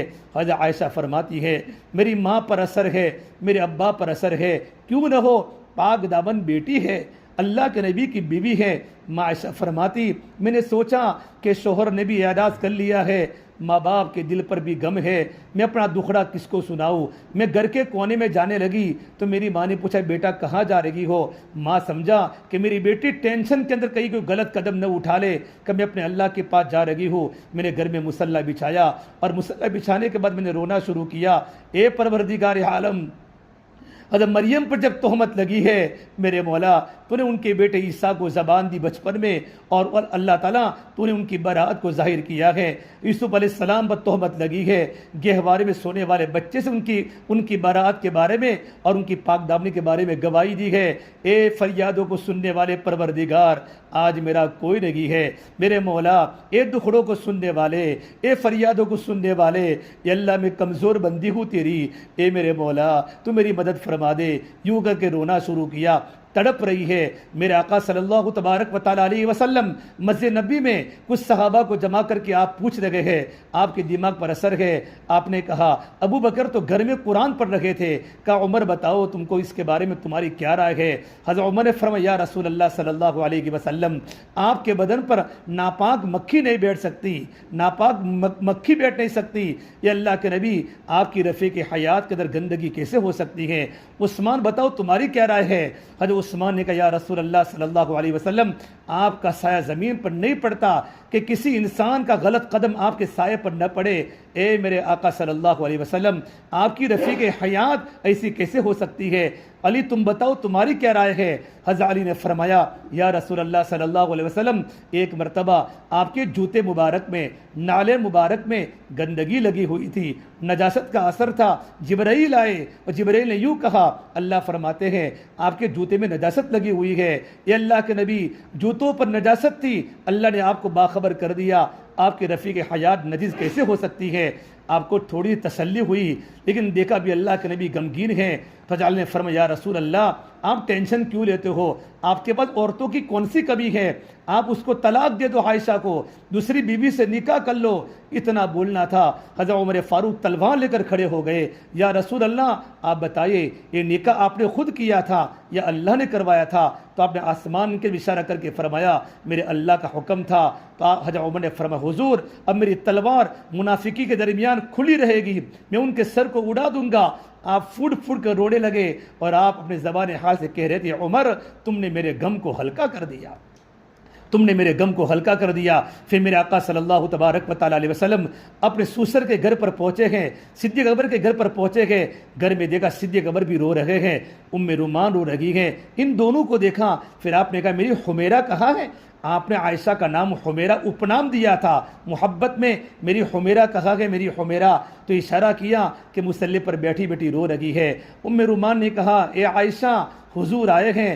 عائشہ فرماتی ہے میرے دل میں آیا میں حضور کے قدموں میں لپٹ جاؤں اور اپنی براءت کی باتیں کروں کہ میں ایسی نہیں ہوں، لیکن میرے دل میں خیال آیا نہیں اب تو سب کو چھوڑ دے، اللہ کے سامنے دکھڑے کو بیان کر۔ پھر میں اللہ کو دکھڑا بیان کرتی رہی، پھر حضور کے سامنے آ کر بیٹھ گئی تو آپ نے عجیب بات فرمائی میری عائشہ، اے میری عائشہ اللہ بڑا مغفرت کرنے والا رب ہے۔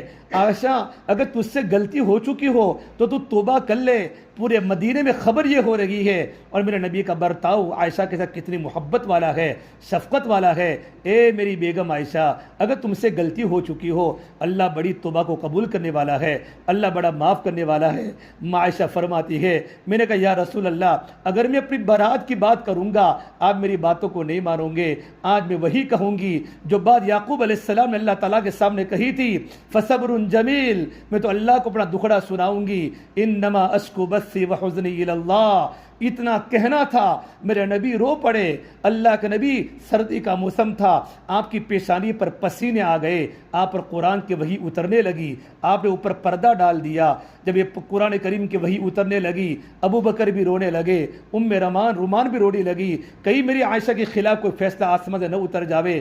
جیسے کہ وحی پوری ہوئی، آپ صلی اللہ تبارک و تعالیٰ علیہ وسلم چادر کو ہٹائی، آپ کا چہرہ انور ایسے ظاہر ہوا جیسے بادل میں سے سورج نمودار ہوتا ہے، آپ کا چہرہ چمکنے لگا۔ عائشہ خوشخبری ہو، اللہ نے تمہاری برات کو نازل کر دیا ہے۔ اور میری بہنوں 17 آیات قرآن کریم کے نازل ہوئی ہے، قرآن نے فیصلہ کر دیا، الخبیثات للخبیثین والخبیثون للخبیثات والطیبات للطیبین والطیبون للطیبات اولئک مبرؤون مما یقولون لہم مغفرۃ ورزق کریم۔ گندی لڑکیاں گندے لڑکوں کو ملے گی، اور گندے لڑکے گندی لڑکیوں کو ملے گی، اور پاک دامن بچیاں پاک دامن لڑکوں کو ملے گی، اور پاک دامن لڑکے پاک دامن لڑکیوں کو ملیں گے۔ یہ جتنی باتیں ہو رہی ہیں میری عائشہ اس سے بری ہیں۔ سبحانک ھذا بہتان عظیم، یہ بڑا بہتان ہے۔ حضرت عائشہ فرماتی ہے اتنی خوش ہو گئی، گھر والے اتنے خوش ہو گئے۔ عائشہ فرماتی تھی مجھے اتنا یقین نہیں تھا کہ میرے بارے میں قرآن کی آیت نازل ہوگی، میرے دل میں تھا کہ اللہ تبارک و تعالیٰ میرے محبوب کو خواب میں بتا لیں گے، لیکن قرآن میں اللہ نے میری عزت کی حفاظت فرما کر 17 آیات قرآن کریم کی میرے بارے میں نازل ہوئی ہے۔ میری بہنوں، اتنی چھوٹی غلطی کہ اللہ کے نبی صلی اللہ تبارک و تعالیٰ علیہ وسلم کو دوسری مرتبہ ہار کے گم ہونے پر ہار کو تلاش کرنے گئی، میرے نبی کو پوچھا نہیں، میں ابھی آ جاتی ہوں۔ اتنی چھوٹی غلطی پر ماں عائشہ پر اتنے حالات آئے گئے۔ اللہ چاہتا پہلے دن قرآن کریم کی وحی کو اتارتا، پورا مہینہ پورے مدینے میں باتیں چلی گئے، میرے نبی پر بھی غم، عائشہ پر غم، ان کے ماں باپ پر غم۔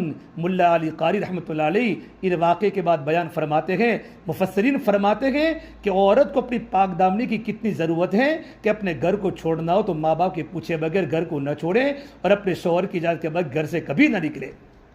اس لیے میرے آقا صلی اللہ تبارک و تعالیٰ علیہ وسلم نے ایک مرتبہ صحابیات کو فرمایا بتاؤ عورت کی سب سے بڑی خوبی کیا ہے؟ عورت کی سب سے بڑی خوبی کیا ہے؟ تو آپ نے عورت کی 4 خوبیاں بتائی۔ صحیح بخاری کی حدیث ہے، عورت کی سب سے بڑی خوبی کہ جب شوہر کی نظر عورت پر پڑے نا تو شوہر عورت کو دیکھ کر خوش ہو جائے۔ اذا نظر سرت ہو، جب شوہر کی نظر عورت پر پڑے تو شوہر خوش ہو جاوے۔ خوش کب ہوگا؟ اسے میرے نبی کے بارے میں شمائل ترمذی میں لکھا ہے کہ آپ صلی اللہ تبارک و تعالیٰ علیہ وسلم جب گھر میں داخل ہوتے تھے، آپ سلام کر کے داخل ہوتے تھے، مسکرا کر داخل ہوتے تھے، آپ مسواک کر کے داخل ہوتے تھے۔ لیکن ماں عائشہ فرماتی ہیں جب میرے نبی گھر میں داخل ہوتے تھے، ماں عائشہ گھر کے اندر کے دروازے پر اللہ کے نبی کا استقبال کرتی تھی، سلام کا جواب دیتی تھی، مسکراتے چہرے کے ساتھ اپنے شوہر کا استقبال کرتی تھی۔ میری بچیوں، ابو جب گھر پر آوے ابو کا استقبال کرو، اور نکاح ہونے کے بعد جب شوہر گھر پر آوے، ہماری مستورات جب شوہر کے گھر سے جانے کا وقت ہوتا ہے، جاب پر یا کاروبار پر جب آنے کا وقت ہوتا ہے، عورتیں کبھی آٹا گونتی ہے، کبھی کچن میں ہوتی ہے، کبھی بچوں کے ساتھ ہوتی ہے۔ ارے میری بہنوں، اپنے گھر کے سارے کام کاج کو چھوڑ کر شوہر کو جب گھر سے نکلنا ہو، شوہر کو رخصت کرو۔ صحابیات اور ہمارے بزرگوں کے بارے میں لکھا ہے، ان کی مستورات جب شوہر گھر سے نکلتا تھا تو عورتیں دروازے پر کہتی تھی فی امان اللہ، اللہ آپ کو اپنے امان میں رکھے، اور ایک بات فرماتی اتق اللہ فینا، ہمارے بارے میں اللہ سے ضرور ڈرنا۔ آپ اللہ کے راستے میں آپ کمانے جا رہے ہو، روزی کی تلاش میں جا رہے ہو، اپنے بچوں کے لیے، اپنی بیوی کے لیے حلال لقمے کی تلاش میں جا رہے ہو، یہ بہت بڑی عبادت ہے۔ لیکن میرے شوہر ناپاک لقمہ گھروں میں مت لانا، ہم تو تمہاری بیویاں ہیں، ہم تو تمہاری پابند ہیں، یہ تمہارے بچے ہیں، ہم چٹنی روٹی کھا کر زندگی بسر کر لے گی، ہمارے بارے میں اللہ سے ڈرنا، گندا لقمہ ہمیں مت کھلانا۔ یہ صحابیات اور تابعات اور زمانے کی عورتیں یہ کہاں کرتی تھی، اور اللہ کی امان ان کو بیچتی تھی۔ جب واپسی کا وقت ہوتا تھا، اب میرے شوہر کے آنے کا وقت ہے، دروازے کے اندر کھڑی ہو جاتی تھی، مسکراتے چہرے کے ساتھ اپنے شوہر کا استقبال کرتی تھی، اور اچھے انداز کے ساتھ گھر میں بٹھاتی تھی۔ سردی کا موسم ہو تو ٹھنڈا پانی गर्मी का मौसम हो तो ठंडा पानी और सर्दी का मौसम हो तो सादा पानी अपने शोहर को पिलाना। और खाने का वक्त हो, आप बैठिए, मैं गरम गरम रोटी बनाती हूँ, खाना तैयार है। कपड़ों को चेंज करना हो तो कपड़े तैयार है, अगर गुस्ल करना हो तो गर्म पानी तैयार है। अरे मेरी बहनों, जब शौहर इस तरीके पर बीवी का हुस्न सलूक देखेगी और देखेगा और बीवी का रवैया देखेगा तो शौहर के दिल में कितनी औरत की मोहब्बत पैदा होगी।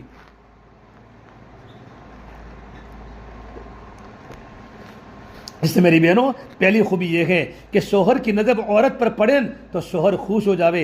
एक बात हज़रत अब्दुल्लाह इब्न अब्बास ने लिखी है कि मर्द का दिल खुश कब होगा? इस वक्त खुश होगा जब औरत बन सवर के शौहर के सामने आवे। हमने गैरों के सामने बन सवरना नहीं है, नहीं सवरना। अल्लाह हमारी हिफाजत करे, सादे कपड़े में घरों से बाहर निकले, अपने कपड़े चौड़े चाड़े हो। ये मुस्तक़िल में बयान में आपके सामने गुज़श्ता कर चुका हूँ। अपने कपड़े सादा हो, अपना बदन का लिबास बिल्कुल चौड़ा हो, बदन का उभार बाहर न दिखे, लेकिन शौहर के सामने जब आवे अपने शौहर की तरफ देखकर अच्छे कपड़े पहनना और बन सवरना, अपने बाल सवरे हुए हो, अपना चेहरा बिल्कुल साफ हो कि शौहर की नज़र पड़ते ही शौहर के दिल में औरत की मोहब्बत पैदा हो जाए, गैर औरतों की मोहब्बत शौहर के दिल से निकल जाए।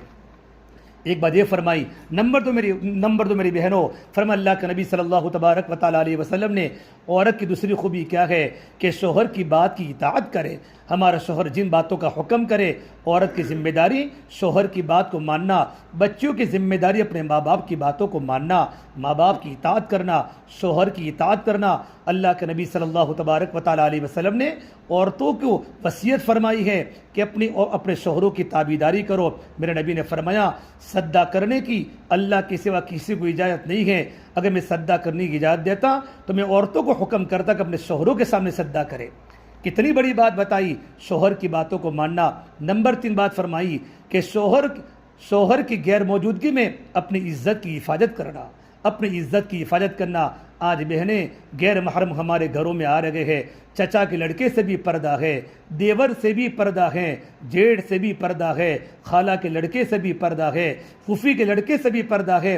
एक सहाबी ने पूछा, या रसूल अल्लाह सल्लल्लाहु अलैहि वसल्लम, देवर से भी पर्दा? हम तो जॉइंट फैमिली में रहते हैं। तो मेरे नबी ने फरमाया, देवर तो मौत है, अलहम्बु अलमौत, मिशकात सानी की हदीस है। देवर तो मौत है, जितना देवर गुनाहों में फंस सकता है इतना गैर महरम गुनाहों में फंस नहीं सकता कि देवर 24 घंटे अपनी भाभी के साथ घर में ही रहता है। इससे मेरी बहनों, शौहर की गैर मौजूदगी में अपनी इज्जत की हिफाजत करना। और चौथी बात फरमाई कि शौहर की गैर मौजूदगी में शौहर के माल की हिफाजत करना। शौहर के पूछे बगैर माल में खयानत न करे। अपने पियर में, रिश्तेदारों में शौहर के माल को देना, आटा दे देना, चावल दे देना, बिल्कुल देवे, शौहर को पूछ कर देवे। अपने माँ बाप को देना है, ये शौहर के पसीने की कमाई है, ये शौहर के कमाया हुआ पैसा है। अगर अपनी बहन को देना हो और अपने माँ बाप को देना हो, रिश्तेदारों में देना हो, शौहर को पूछ कर देवे। शौहर के सामने देने के फ़ज़ाइल सुनावे, रिश्तेदारों पर खर्च करने के फ़ज़ाइल सुनावे। लेकिन जब शौहर अपने रिश्तेदारों पर खर्च करे, इस वक्त भी अपना मुंह काला न करे, अपने मुंह को ख़राब न करे, अपने मूड को ख़राब न करे। अपनी बहन को दे रहा है, अपनी फूफी को दे रहा है, अपनी चाची को दे रहा है, अपनी दादी को दे रहा है, माँ बाप पर खर्च कर रहा है। खुश हो जावे, तुम्हारे माँ बाप मेरे माँ बाप है और मेरे माँ बाप तुम्हारे माँ बाप है। इसे मेरी बहनों, ज़िंदगी को सही गुजारना है। अल्लाह के नबी सल्लल्लाहु तबारक व तआला अलैहि वसल्लम ने औरतों को ज़िंदगी गुजारने की तरतीब बनाई। हमारे नमूना दुनिया की मर्द औरतें नहीं हैं, नमूना अल्लाह के नबी के अज़वाज मुतहरात है, हज़रत आयशा सिद्दीक़ा है, हज़रत खदीजतुल कुबरा है, अल्लाह के नबी की बेटियां हैं। हम अल्लाह के नबी की बेटियों की ज़िंदगी को पढ़े। एक मरतबा आप सल्लल्लाहु तबारक व तआला अलैहि वसल्लम नमाज़ पढ़ रहे थे। आपकी छोटी सी बेटी फ़ातिमा हुजूर के पास आई, या रसूल अल्लाह सल्लल्लाहु अलैहि वसल्लम, मेरे घर में बहुत तंगी है, आप अल्लाह से दुआ कीजिए, अल्लाह मेरे घर की तंगी को दूर करे। तो मेरे नबी ने कहा, मेरी बेटी फ़ातिमा, मैं अभी अल्लाह से दुआ करूँगा, परवरदिगार आलम तेरे घर की तंगी को दूर करेगा। लेकिन मेरी बेटी सुन, जब घर में तंगी दूर हो जाएगी, जब घर में अल्लाह ताला वुसअत दे देगा, تو تیرے دل میں آخرت کا فکر کب ہو جائے گا؟ میری بیٹی تیرے دل میں دنیا کی محبت پیدا ہو جائے گی۔ حضرت فاطمہ رونے لگی کہ اللہ کے نبی میں آئندہ کبھی دنیا کا سوال نہیں کروں گا۔ مصلی پر تڑپنے لگی، اللہ کے نبی کے پاس بیٹھ کر رونے لگی۔ چھوٹی سی بچی تھی۔ میری بہنوں، میرے آقا صلی اللہ تبارک و تعالیٰ علیہ وسلم نے اپنی بیٹی فاطمہ کی کیا تربیت کی ہے۔ ایک مرتبہ آپ صلی اللہ تبارک و تعالیٰ علیہ وسلم، نسائی شریف کی روایت ہے، سوید بن غفلہ راوی فرماتے ہیں، ایک مرتبہ حضرت علی نے کہا فاطمہ گھر میں بہت تنگی ہے، گھر میں بہت تنگی ہے، آپ اللہ کے نبی کے پاس جاؤ اور آپ صلی اللہ تبارک و تعالیٰ علیہ وسلم کچھ دیوے تو لے کر آؤ، ہمارے بیٹے بھی بھوکے ہیں۔ حضرت فاطمہ جب حضور کے پاس پہنچی ہیں، آپ صلی اللہ تبارک و تعالیٰ علیہ وسلم کے پاس ایمن بیٹھی ہوئی تھی۔ ایمن، میرے نبی نے فرمایا اگر جنتی عورتوں کی سردار دیکھنا ہو تو ایمن کو دیکھ لے۔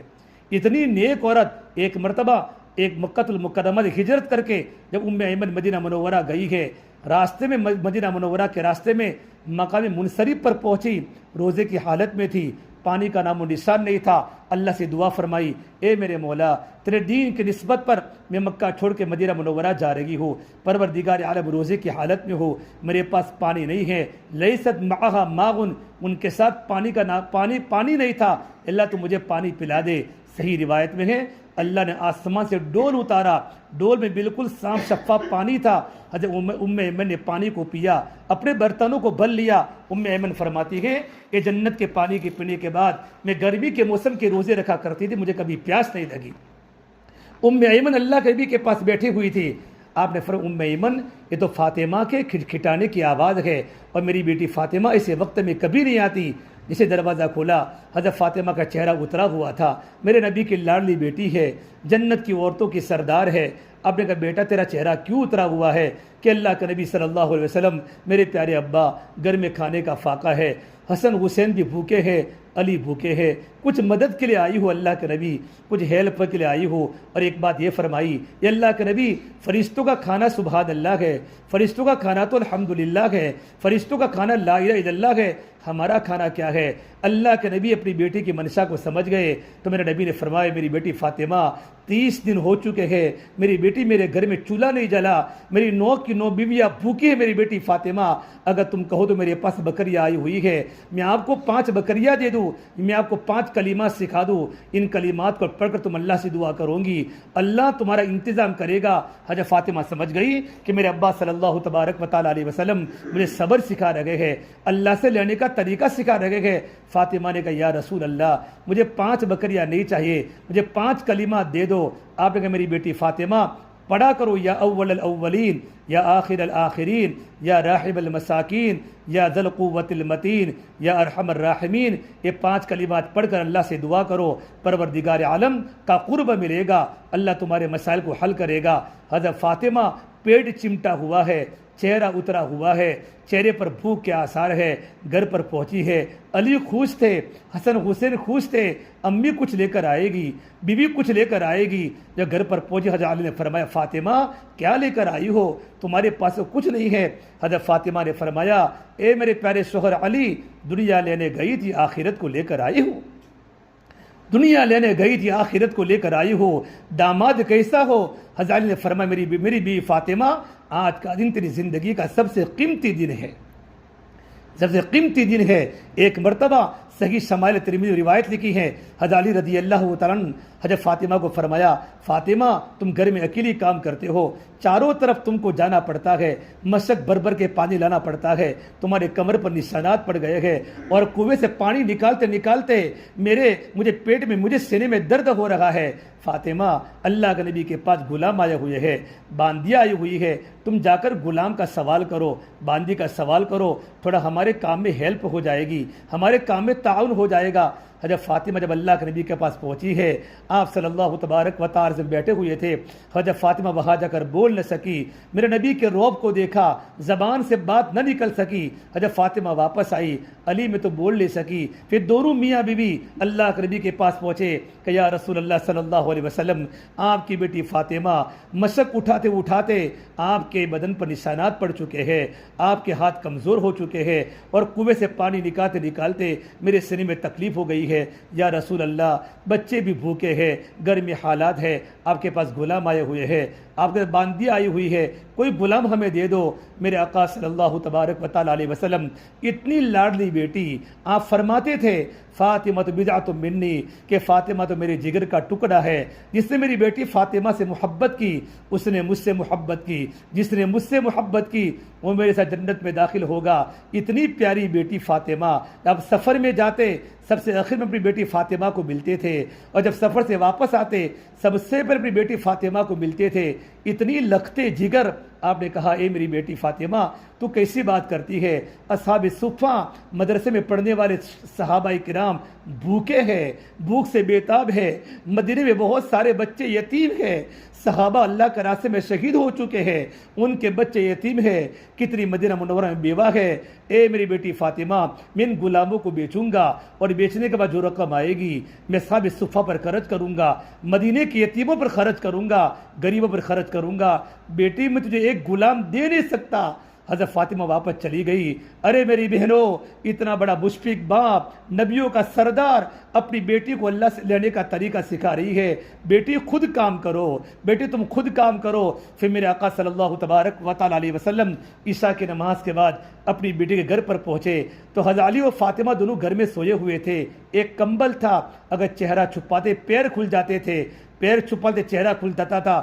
جیسے اللہ کے نبی گھر میں داخل ہوئے، دونوں میاں بیوی اڑ گئے، اور آپ نے کہا میری بیٹی فاطمہ تو صبر کرنا بیٹی، میں تجھے غلام دے نہیں سکتا بیٹی، لیکن بیٹی میں ایک عمل لے کر آیا ہوں۔ تو ہر فرض نماز کے بعد 10 مرتبہ سبحان اللہ پڑھا کر، الحمدللہ پڑھا کر، اللہ اکبر پڑھا کر، اور رات کو سوتے وقت تسبیح فاطمہ پڑھا کر 33 مرتبہ سبحان اللہ، 33 مرتبہ الحمدللہ، اور 34 مرتبہ اللہ اکبر۔ میری بیٹی فاطمہ، اللہ روزی کا انتظام بھی کرے گا، اللہ تیری تھکن کو بھی دور کرے گا۔ حضرت علی فرماتے ہیں میرے آقا صلی اللہ تبارک و تعالیٰ علیہ وسلم سننے کے بعد موت تک میری کبھی تسبیح فاطمہ نہیں چھوٹی۔ میری بہنوں، میرے ذہن میں بہت سارے واقعات حضرت فاطمہ کے آ رہے ہیں، وقت لمبا ہو چکا ہے، ہم اپنے نمونہ حضرت فاطمہ کو بناوے، حضرت عائشہ کو بناوے۔ ایک بار حضرت عائشہ بہت بھوکی تھی، میرا نبی بہت بھوکے تھے، کسی نے 9 اور ایک روایت میں 11 کھجوریں حضرت عائشہ کو دی۔ حضرت عائشہ بھوک کے حالت میں ہے، کھجوریں گھر میں رکھ لی۔ جب اللہ کے نبی آئے تو آپ صلی اللہ تبارک و تعالیٰ علیہ وسلم کو وہ کھجوریں عطا فرما دی۔ آپ نے فرمایا عائشہ تم نے کھجوریں کھائی؟ کہا حضور مجھے کھجوریں نہیں کھانی، آپ تناول فرما لے۔ جب میرے آقا صلی اللہ تبارک و تعالیٰ وسلم نے کھجوریں کھا لی، آپ بہت بھوکے تھے، آپ نے دعا فرمائی اے پروردگار عالم میرے عائشہ کے صبر میں برکت عطا فرما دے، میرے عائشہ کو صابرہ بنا دے۔ تو حضرت عائشہ نے کہا یا رسول اللہ میں بھوک کو برداشت کر لوں گی، آپ اللہ سے صرف دعا کرو کہ پروردگار عالم جنت میں مجھے آپ کی رفیقہ بنا دے، آپ کی بیوی بنا دے۔ تو میرے نبی نے فرمایا عائشہ اگر جنت میں اگر تم میری بیوی بننا چاہتے ہو تو آپ کو صابرہ بننا پڑے گا، آپ کو زاہدہ بننا پڑے گا۔ اے میری بیگم فاطمہ گھر میں کبھی پیسے کو جمع مت کرنا، میری بیگم عائشہ تم کو ضرورت ہو اتنا ضرورت میں استعمال کرنا، باقی اللہ کے راستے میں لوٹا دینا۔ عائشہ فرماتی ہیں کہ دنیا سے جانے تک میں نے اللہ کے نبی کی وصیت پر عمل کیا ہے۔ ایک مرتبہ 1,00,000 درہم کسی نے عائشہ کو ہدیے میں بھیجا۔ عائشہ رضی اللہ عنہا نے صبح فجر کے بعد آئے تھے، ظہر کے پہلے مدینہ منورہ کے غریبوں پر، یتیموں پر اور بیواؤں پر 1,00,000 درہم تقسیم کر دیے۔ جب شام کا وقت ہوا، روزے کی حالت میں تھی، تو باندی زیتون کا تیل اور روٹی کا ٹکڑا لے کر آئی، اور باندی نے کہا عائشہ اگر 1 درہم تو بچا لیتی، آج گوشت گھر میں بن جاتا۔ عائشہ نے فرمایا باندی اگر تو نے مجھے پہلے سے کہا ہوتا میں 1 درہم بچا لیتی، نہ اپنے بھوک کا خیال کیا، نہ رمضان کے نہ اپنے روزے کا خیال کیا، سارا کا سارا اللہ کے دین پر لٹا دیا، غریبوں پر لٹا دیا۔ یہ اللہ کے نبی کی وصیت پر عمل تھا۔ میری بہنوں اس لیے ہماری ذمہ داری ہے ہم نمونہ اللہ کے نبی کی بیویوں کو بناوے، اللہ کے نبی کی بیٹیوں کو بناوے، زندگی کو پاک دامن بناوے۔ ایک مرتبہ میرے نبی کی بیٹی فاطمہ حضرت علی کے درمیان کچھ آپس میں رنجش ہو گئی، حضرت فاطمہ رسا کر حضور کے پاس آ گئی، ناراض ہو کر آ گئی۔ آپ نے کہا بیٹی فاطمہ تو یہاں کیوں ہے؟ کہ میرے آقا صلی اللہ علیہ وسلم میرا تھوڑا علی کے ساتھ تھوڑا مسئلہ ہو گیا، میں آپ کی خدمت میں آ گئی ہوں۔ آپ نے کہا میری بیٹی فاطمہ ابھی اپنے شوہر کے پاس چلی جاؤ، ابھی اپنے شوہر کے پاس چلی جاؤ۔ پھر کہ میری بیٹی فاطمہ خدا نخواستہ اگر تمہاری انتقال ہو گیا تو میں تمہاری نماز جنازہ نہیں پڑھاؤں گا اگر تم شوہر کو ناراض کر کے آئی ہو۔ کہا میری بیٹی فاطمہ شادی ہونے کے بعد شوہر کی بات کا ماننا فرض ہے۔ میری بیٹی فاطمہ آپس میں رنجش سے ہوتی ہیں۔ پھر آپ صلی اللہ تبارک و تعالی علیہ وسلم اپنی بیٹی کو سمجھانے لگے، بیٹا شوہر سے بڑھ کر کوئی نعمت نہیں ہے، ان کی خدمت کرو، تھوڑی تکلیف آئے صبر کرو۔ حضرت علی فرماتے ہیں جب میرے آقا صلی اللہ تبارک و تعالی علیہ وسلم اپنی بیٹی فاطمہ کو سمجھا رہے تھے، میں کان لگا کر گھر کے باہر سن رہا تھا۔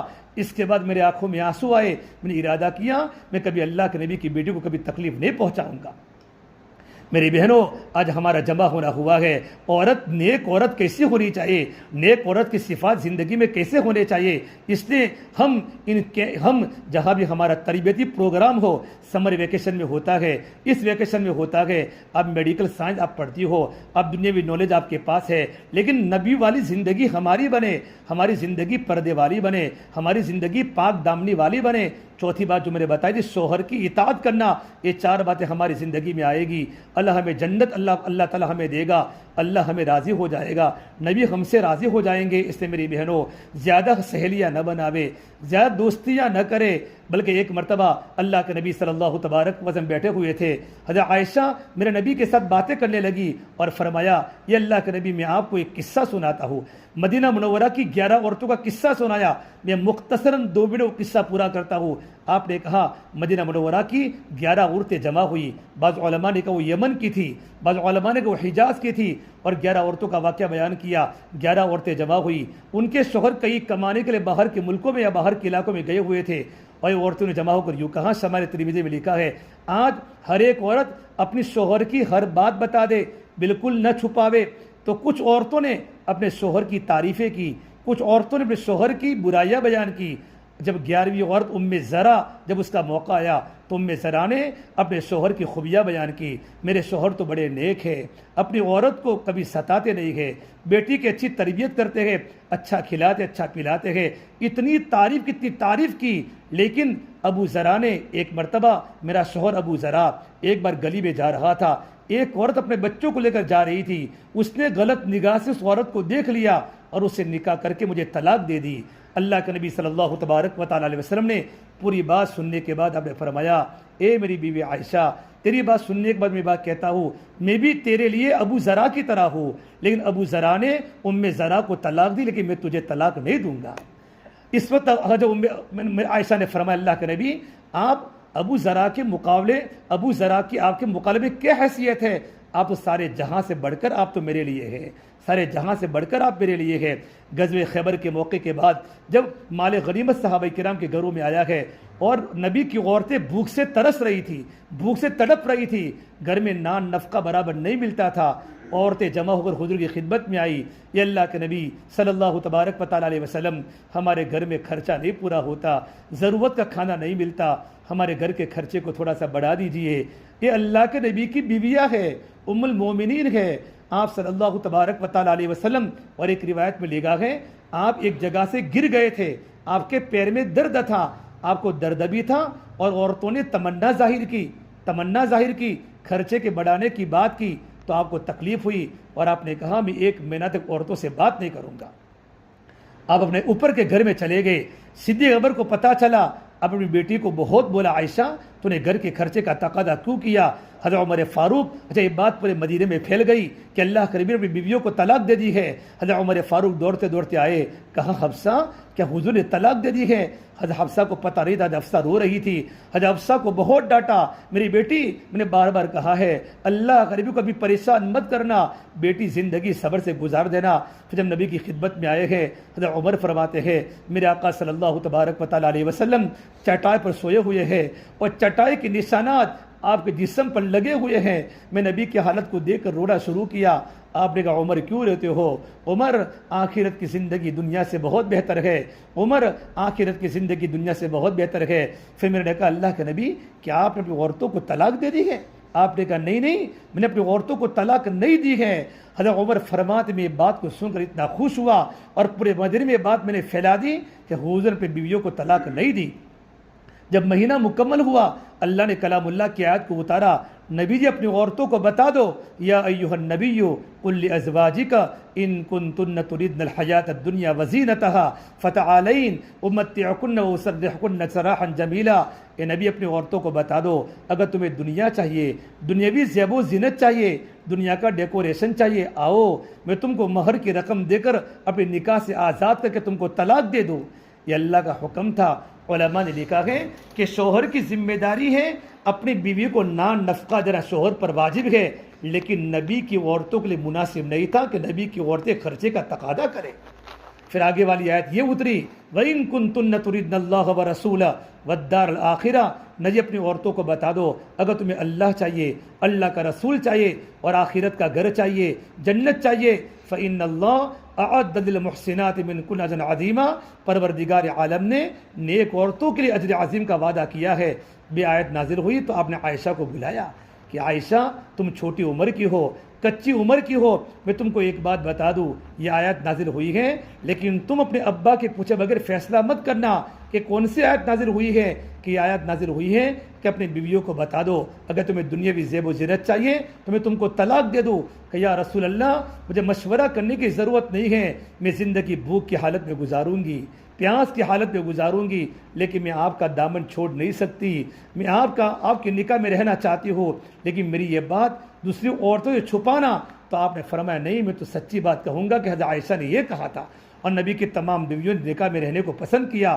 میری بہنوں، اللہ کے نبی صلی اللہ تبارک و تعالیٰ علیہ وسلم کا برتاؤ عورتوں سے کیسا تھا، اللہ تبارک و تعالیٰ ہمیں کیسے رہنے کا حکم فرماتے ہیں، بات بہت لمبی ہو جائے گی۔ سماعت کی مجلس میں ارادہ کریں انشاءاللہ اپنی زندگی کو صحیح گزارنے کی کوشش کریں گے، اپنی جوانی کی حفاظت کریں گے اور نمازوں کی پابندی کریں گے، قرآن کی تلاوت کی پابندی کریں گے۔ اللہ موقع دے ہم سورہ نور کا ترجمہ پڑھے، سورہ نساء کا ترجمہ پڑھے۔ سورہ نور کے اندر اللہ نے عورتوں کو رہنے کا طریقہ بتایا ہے، شادی کے بعد زندگی کیسے گزارنی ہے۔ سورہ نساء میں عورتوں کے احکام ہے، فالصالحات قانتات حافظات للغیب بما حفظ اللہ، قرآن عجیب عجیب باتیں عورتوں کے بارے میں بیان کی ہے۔ ہم سورہ نور کا ترجمہ پڑھیں، ہم سورہ نساء کا ترجمہ پڑھیں، ہم اس کے بارے میں بات کریں۔ ہمیں قرآن کریم کا ترجمہ پڑھنا ہے، قرآن کریم کی تفسیر کو ہمیں سمجھنا ہے انشاءاللہ، اور بیشتی زبر کو اپنے انفرادی مطالعے میں رکھے۔ فضل اعمال کا خود کتاب کا مطالعہ کرے، اس میں حکایت صحابہ صحابیات کے واقعات ہے، ازواج مطہرات کے واقعات ہے، اللہ کے نبی کی بیٹیوں کی زندگیاں ہیں۔ اس کتاب کی گھروں میں تعلیم بھی ہو، اس کتاب کو انفرادی کے اندر بھی پڑھے۔ ان کتابوں کو ہم پڑھے گی انشاءاللہ، ان کتاب کے پڑھنے سے زندگی گزارنے کا طریقہ آئے گا، نبی کی بیویوں کی سادگی زندگی میں آئے گی۔ حضرت خدیجہ فرماتی ہے ایک بار میں اپنی بیٹی فاطمہ کو کسی نکاح میں لے گئی، میں نے اچھے کپڑے بنائے اور بیوی فاطمہ کو میں نے اپنی بیٹی فاطمہ کو اچھے کپڑے پہنائے، گلے میں ہار پہنایا، تو بیٹی فاطمہ نے کہا امی جان میں اچھے کپڑے نہیں پہنوں گی، میں تو گلے میں ہار نہیں پہنوں گی۔ نہیں، بچپن سے ہی فاطمہ کی زندگی میں سادگی تھی، سادگی تھی۔ ایک بار حضرت خدیجہ کو حضرت فاطمہ چھوٹی عمر کی 2 سال کی بچی اور اپنی امی کو کہا امی جی حضرت خدیجہ ایک بات پوچھنا چاہتی ہوں، جس اللہ پاک نے ہم کو کھلاتا ہے تم کو کھلاتا ہے وہ اللہ کو کیسے دیکھ سکتے ہیں؟ حضرت خدیجہ نے جواب دیا، حضرت خدیجہ نے جواب دیا میری بیٹی فاطمہ، وہ اللہ اگر ہم اس کی عبادت کریں، کسی کو شریک نہ کرے، اس کی باتوں پر عمل کرے تو پروردگار عالم جنت میں ہمیں اللہ کا دیدار کرائے گا۔ یہ بچپن سے ہی اللہ کی تعارف کی باتیں تھی، اور جوانی کے اندر اپنے آپ کو سادہ، بہت باتیں آپ کو معلوم ہے، عورت کی خوبی کی باتیں جب فاطمہ نے بتائی تھی، زندگی پر پردہ کیا اور دنیا سے جاتے وقت فرمایا مجھے رات کے وقت ہی دفن کیا جائے، ان تدفن لیلاً، رات کے وقت مجھے دفن کیا جائے۔ پوچھا کیوں؟ کہ میری زندگی میں بالغ ہونے کے بعد غیر محرم کی نظر میرے پر نہیں پڑی اور میں نے غیر محرم کو کبھی دیکھا نہیں ہے، میں نہیں چاہتی کہ دنیا سے جانے کے بعد میرے جنازے پر غیر محرم کی نظر پڑے۔ میری بہنوں، یہ میرے نبی کی بیٹی فاطمہ ہے، جنت کی عورتوں کی سردار ہے۔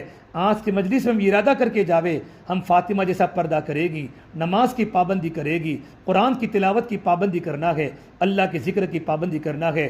جہاں ہم کالجز میں پڑھے، ہاسٹل میں پڑھے، اپنی نگاہوں کی حفاظت، غیر مسلم لڑکیوں کو سہیلیاں نہ بناوے، اور جو مسلمان لڑکیاں جن کے چال چلن اچھے نہ ہو ان سے ہم دوستی کبھی نہ کریں، ورنہ صحبت کا بہت بڑا غلط اثر زندگی میں آتا ہے۔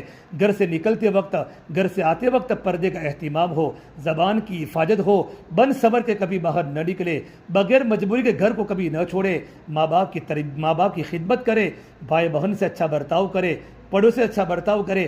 پروردگار عالم مجھے بھی عمل کی توفیق دے اور اپنے گھر میں فضائل اعمال کی تعلیم کو شروع کرے، اور اپنی ویکیشن میں ہمارے ہفتے واری جو تعلیم ہوتی ہے ان تعلیم میں ضرور شرکت کرے۔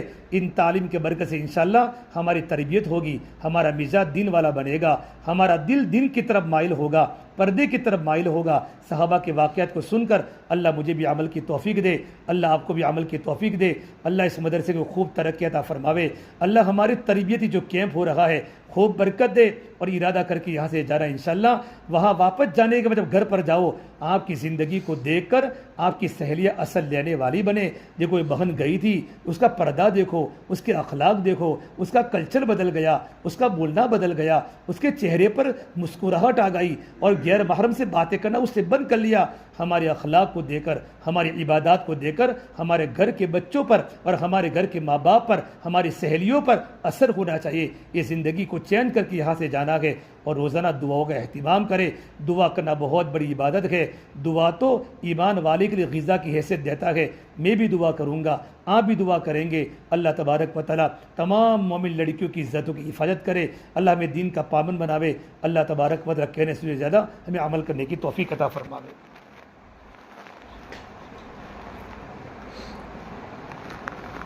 اور میری بہنوں خاص بات یہ کہنی ہے کہ بڑی بچیاں جو 11 12 13 سال کی ہے، اپنے ماں باپ جو اللہ کے راستے میں جاوے 3 دن، تو 3 دن میں آپ جا سکتی ہے۔ 10 دن میں تو ہمارے بڑے نہ فرماتے ہیں، لیکن اپنے ماں باپ کے ساتھ، اپنے ابو ہو اور اپنی امی ہو تو ساتھ میں 3 دن جماعت میں ضرور لگاوے۔ ویکیشن کے زمانے میں لگائیں گے انشاءاللہ، تو اللہ کے راستے میں اگر آپ کے 3 دن لگیں گے تو 3 دن میں جو اعمال ہوتے رہیں گے، ان اعمال کی برکت سے ہماری زندگی پر بہت بڑا اثر ہوگا۔ اللہ ہمیں عمل کی توفیق دے۔ اللہم لک الحمد کلہ ولک الشکر کلہ ولک الخیر کلہ والیہ یرجع الامر کلہ۔ اللہم صل علی سیدنا محمد وعلی آل سیدنا محمد وبارک وسلم۔ ربنا ظلمنا انفسنا وان لم تغفر لنا وترحمنا لنکونن من الخاسرین۔ لا الہ الا انت سبحانک انی کنت من الظالمین۔ میرے مولا ہم گنہگار ہیں، ہم خطا کار ہیں، ہم قصوروار ہیں، ہم مجرم ہیں، پروردگار عالم ہمیں معاف فرما دے، پوری امت کو معاف فرما دے۔ میرے مولا ہم بڑے گنہگار ہیں، اے اللہ ہم بڑے گنہگار ہیں، ہماری خلوتیں تیرے سامنے ہیں، ہماری جلوتیں تیرے سامنے ہیں، ہمارا باطن بھی تیرے سامنے ہے، ہمارا ظاہر بھی تیرے سامنے ہے، ہمارے پورے بدن کے اعضاء کی حرکت تیرے سامنے ہے۔ میرے مولا آپ بڑے مغفرت کرنے والے رب ہیں، آپ معافی کو پسند فرماتے ہیں۔ یقیناً ہم گنہگار ہیں، ہم اقرار مجرم ہیں۔ میرے مولا ہمارے گناہوں پر پردہ ڈال دے، ہمارے گناہوں کو معاف فرما دے۔ اے مولا تو نے ستارے کا معاملہ آج تک فرمایا ہے، قیامت میں ہمیں ستارے کا معاملہ ہمارے ساتھ فرمانا۔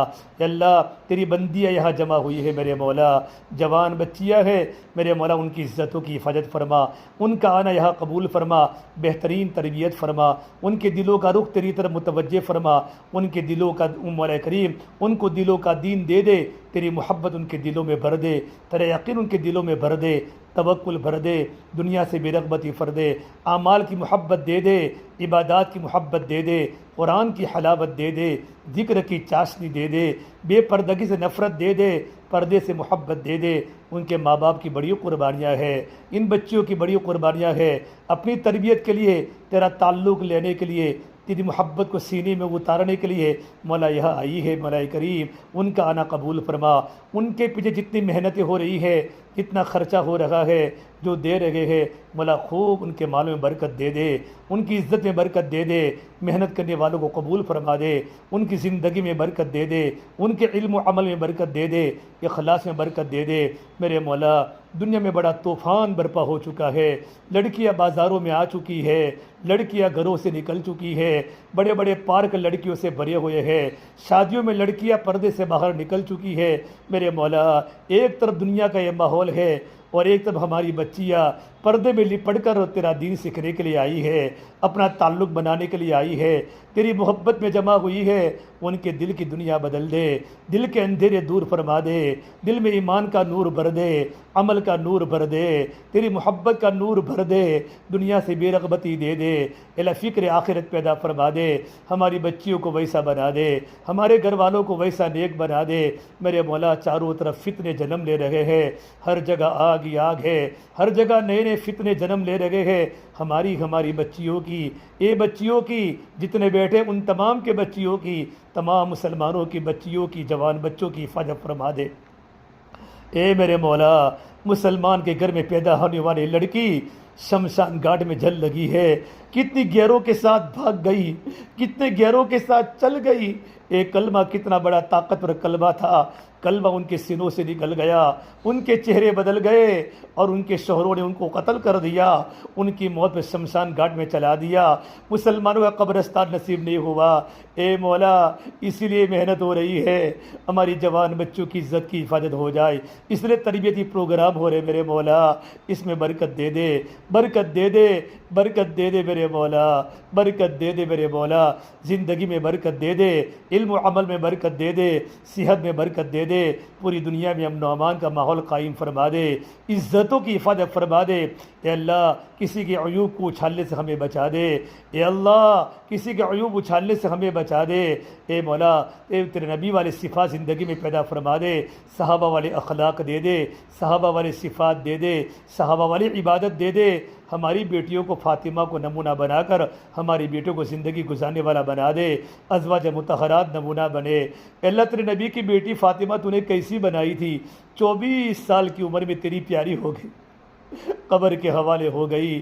زندگی میں کتنا تقویٰ، زندگی میں کتنے بھوک گزاری، 3 دن گھر میں چولہے نہیں جلے، بچے گھر میں پیاسے تڑپ رہے ہیں، جنت کی عورتوں کی سردار تو نے بنائی۔ اے میرے مولا، ازواج محترمات تیرے نبی کے گھر میں رہی، گھر میں کھانے کے خرچے کم تھے، بھوک کے حالت زندگی گزاری، بہترین بدلہ ان کو آخرت میں عطا فرما دے، صحابیات کو بہترین بدلہ آخرت میں عطا فرما دے۔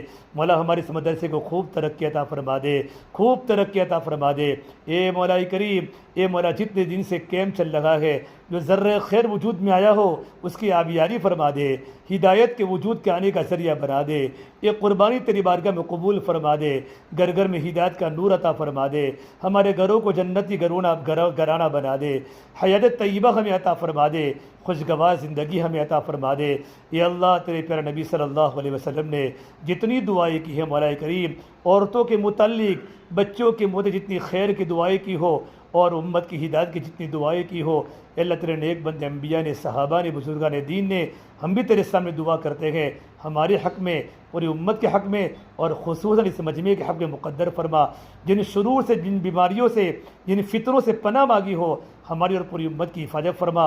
اللہ ہماری دعا کو اپنے فضل و کرم سے پیارے حبیب محمد مصطفیٰ سرور کونین سرکار دو عالم صلی اللہ تبارک و تعالی علیہ وسلم کے صدقے طفیل ہم سب گنہگاروں کی دعاؤں کو رب العالمین اپنی بارگاہ میں قبول فرما۔ ربنا تقبل منا انك انت السميع العليم وصلى الله تعالى على خير خلقه محمد وعلى آله وصحبه اجمعين برحمتك يا ارحم الراحمين۔